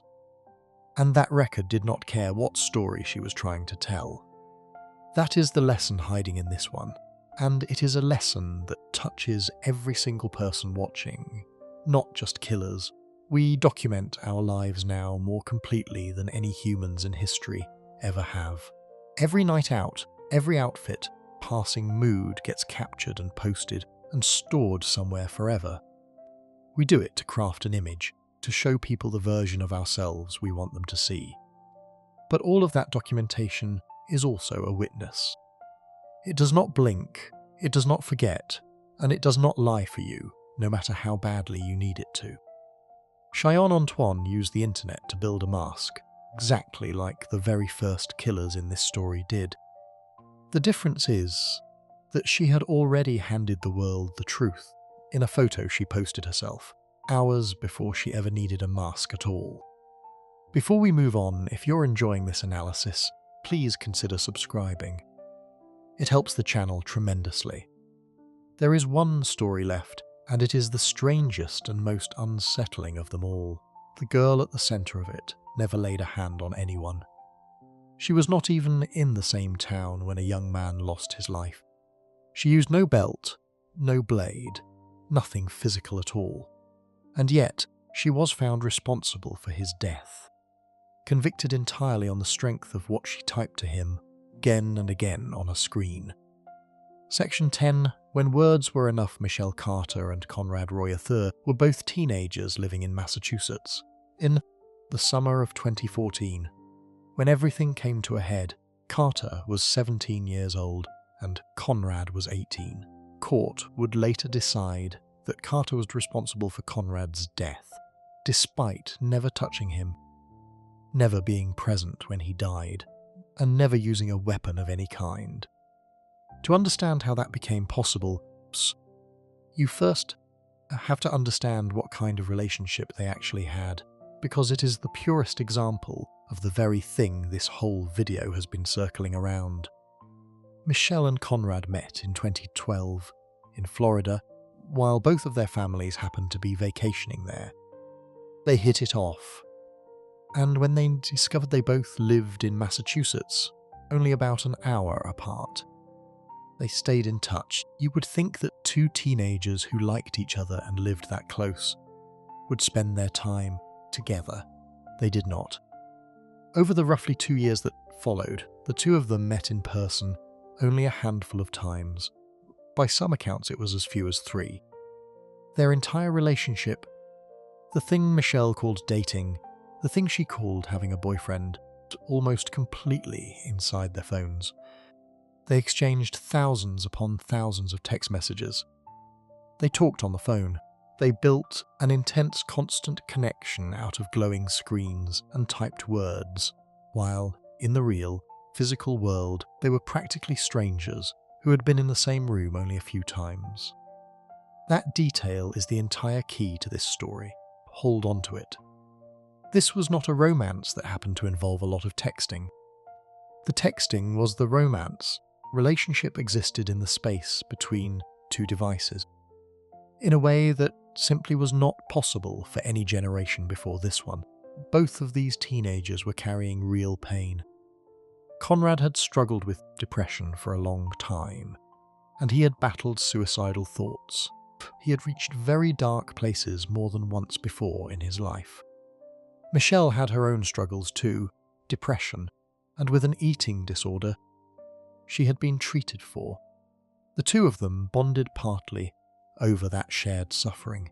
They understood each other's darkness in a way the people around them maybe did not. And for a while, that connection looked like it might be a good thing. Because at the start, when Conrad talked about wanting to end his life, Michelle did the right thing. She tried to talk him out of it. She told him he had so much to live for. She pushed him to get help, to talk to professionals, to hold on. For a long stretch, she was a voice on the other end of the phone trying to keep him here. If the story had stayed there, no one would ever have heard either of their names. But somewhere around the middle of 2014, something in Michelle changed, and the messages turned. The girl who had once begged Conrad to stay began doing the opposite. Instead of talking him down, she started pushing him forward. When he hesitated, she pressed him.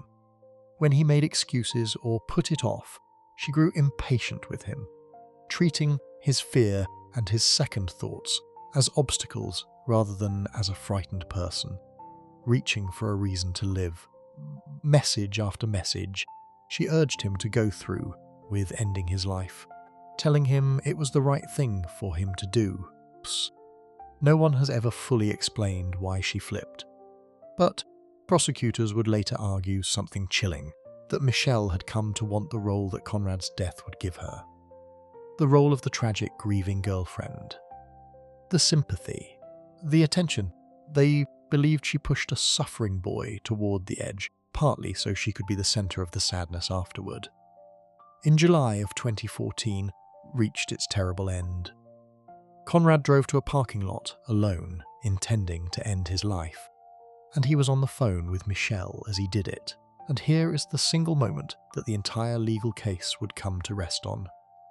At one point, Conrad got out. He stepped away from what he was doing because he was frightened. He told Michelle on that call that he was scared. In that instant, he was a teenager having second thoughts, pulling back from the edge, looking for someone to tell him to stop. The person on the other end of the line did not tell him to stop. Michelle told him to get back in. She did not call for help. She did not call his family. She did not call the authorities. She did not tell him to get out and go home. She told him to go back and finish, and he did. Conrad Roy did not survive that night. He was 18 years old. At first his death looked like a private tragedy with no one to blame, the heartbreaking end of a young man's long fight with his own mind. And in the aftermath, Michelle stepped fully into the role the prosecutors believed she had wanted all along. She appeared devastated. At Conrad's funeral, by the account of people who were there, she sat up close to the family's area and sobbed openly, making herself a visible part of the grief for a boy his own family had only ever seen her with once or twice. About 2 months later, she organised a charity event in his memory, a baseball fundraiser to raise money for suicide prevention. But she held it in her own hometown, not in the town where Conrad was from and where his friends and family actually lived, which struck people as strange. She inserted herself into photographs with his baseball teammates. One of Conrad's close friends later said it seemed like she was feeding off the tension, just like the very first killer in this entire video. And the one right before this, Michelle Carter, performed the part of the heartbroken loved one in public, in front of an audience. The same technology that had carried their whole relationship had kept a perfect record of it. When investigators looked into Conrad's death and went through his phone, they found the thousands of messages between him and Michelle. And those messages told a story that was the complete opposite of a grieving girlfriend. They showed a girl who had spent weeks pushing a vulnerable boy toward ending his life. Damning piece of all was something Michelle had typed herself about a month after Conrad was gone. In a message to a friend, she admitted what she had done on that final phone call. She admitted that when Conrad got scared and got out, she had told him to get back in. She wrote her own confession into the very kind of message that had caused everything. What happened next made legal history. Michelle Carter was charged with involuntary manslaughter, the crime of causing someone's death through reckless behaviour. This was unlike any case anyone could remember. She had not laid a finger on Conrad. She had not been there. Supposed crime was made entirely of words typed and spoken from far away.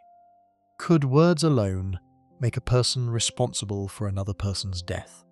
The law had never really been forced to answer that question in quite this way before. Her trial took place in 2017. Rather than a jury, the case was decided by a single judge, Lawrence Monis, who listened to all the evidence and then delivered his ruling. He focused on that final phone call and on Michelle's instruction to get back in. He found that telling a frightened, suffering person to return and finish ending his life, while doing nothing to help him, was wanton and reckless conduct. He pointed out that she had known exactly what was happening, that she had a duty to do something, anything, to help him, and that she chose instead to push him toward it and stay silent as it happened. She had not even taken the simplest step of telling him to get out. In June of 2017, the judge found Michelle Carter guilty. The verdict set off a fierce argument that is still going on today. Civil rights groups and Michelle's own lawyers warned that convicting someone for their words alone was dangerous. They argued it stepped on the basic freedom to speak, and that it set a frightening precedent where a person could be jailed for what they said to someone else, no matter how vile. Her lawyers pointed out that she was, as far as anyone could tell, first person ever convicted anywhere under circumstances quite like these. Others argued the opposite just as strongly, that what she did was not really speech at all, but a deliberate stained campaign to make a death happen, and that hiding behind a phone should not make a person untouchable. The judge had not been swayed by the fact that Michelle was only 17 at the time, or by her own history of mental illness. He held her responsible. She was sentenced to 2.5 years, 15 months of that to actually be served behind bars, and the rest suspended, along with years of probation. As part of her sentence, she was even banned from using social media. She did not go to jail right away, because she was allowed to stay free while she appealed. The highest court in Massachusetts reviewed her case, and, in 2019, upheld the conviction, ruling that her reckless conduct really had caused Conrad's death. She began serving her sentence. Her lawyers made one last attempt, asking the Supreme Court of the United States to take up the case and weigh the free speech questions it raised. In early 2020, the Supreme Court declined to hear it, letting the conviction stand. Michelle served 15 months and was released. Conrad's mother also pursued a separate civil case against her over her son's death. In all the noise about the law and the precedent, it is easy to lose the person at the centre of it, and we should not. Conrad Roy was a real 18-year-old. He had just finished high school. He had plans for the future, including hopes of going on to university.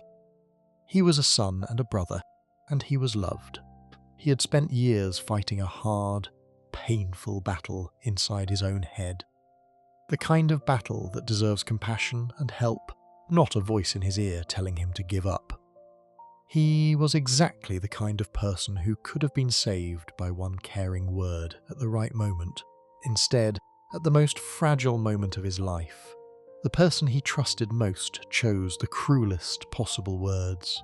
So we arrive at the end of these 10 stories, and this final one is the place where the thread running through all of them pulls tight. Look back at everything the screen has been across these cases.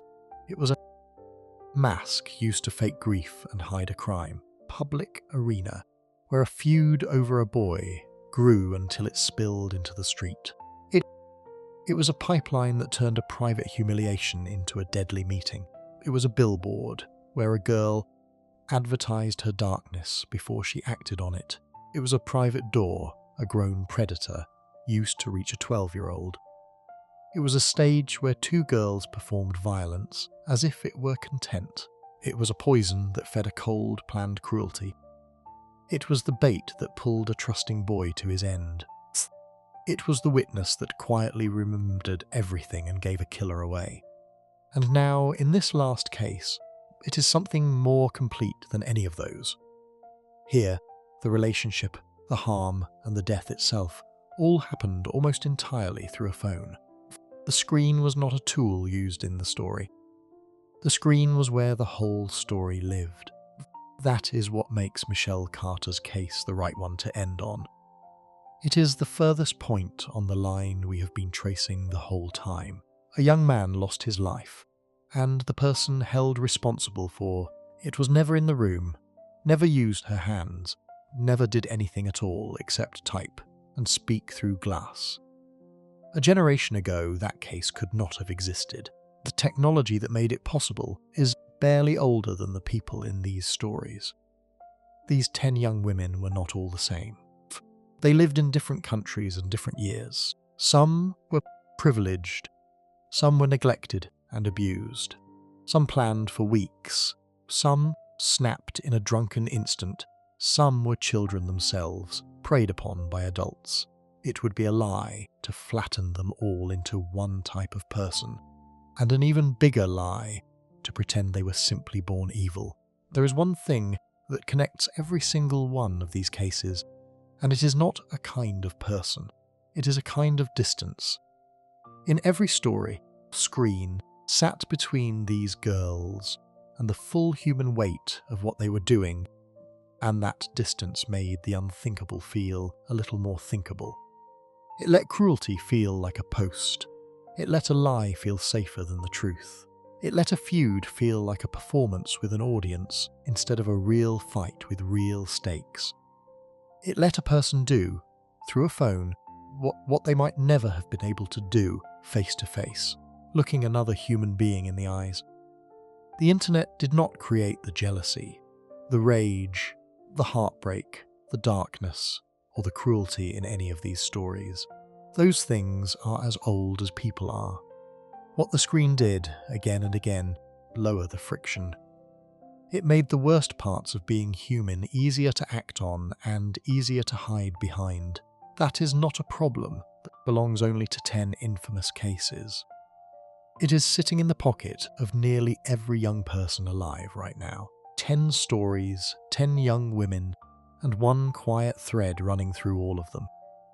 So before we close this out for good, pull that thread all the way out into the open and look at what it really means, not just for the people in these cases, but for the rest of us, for the children we are handing these glowing screens to every single day.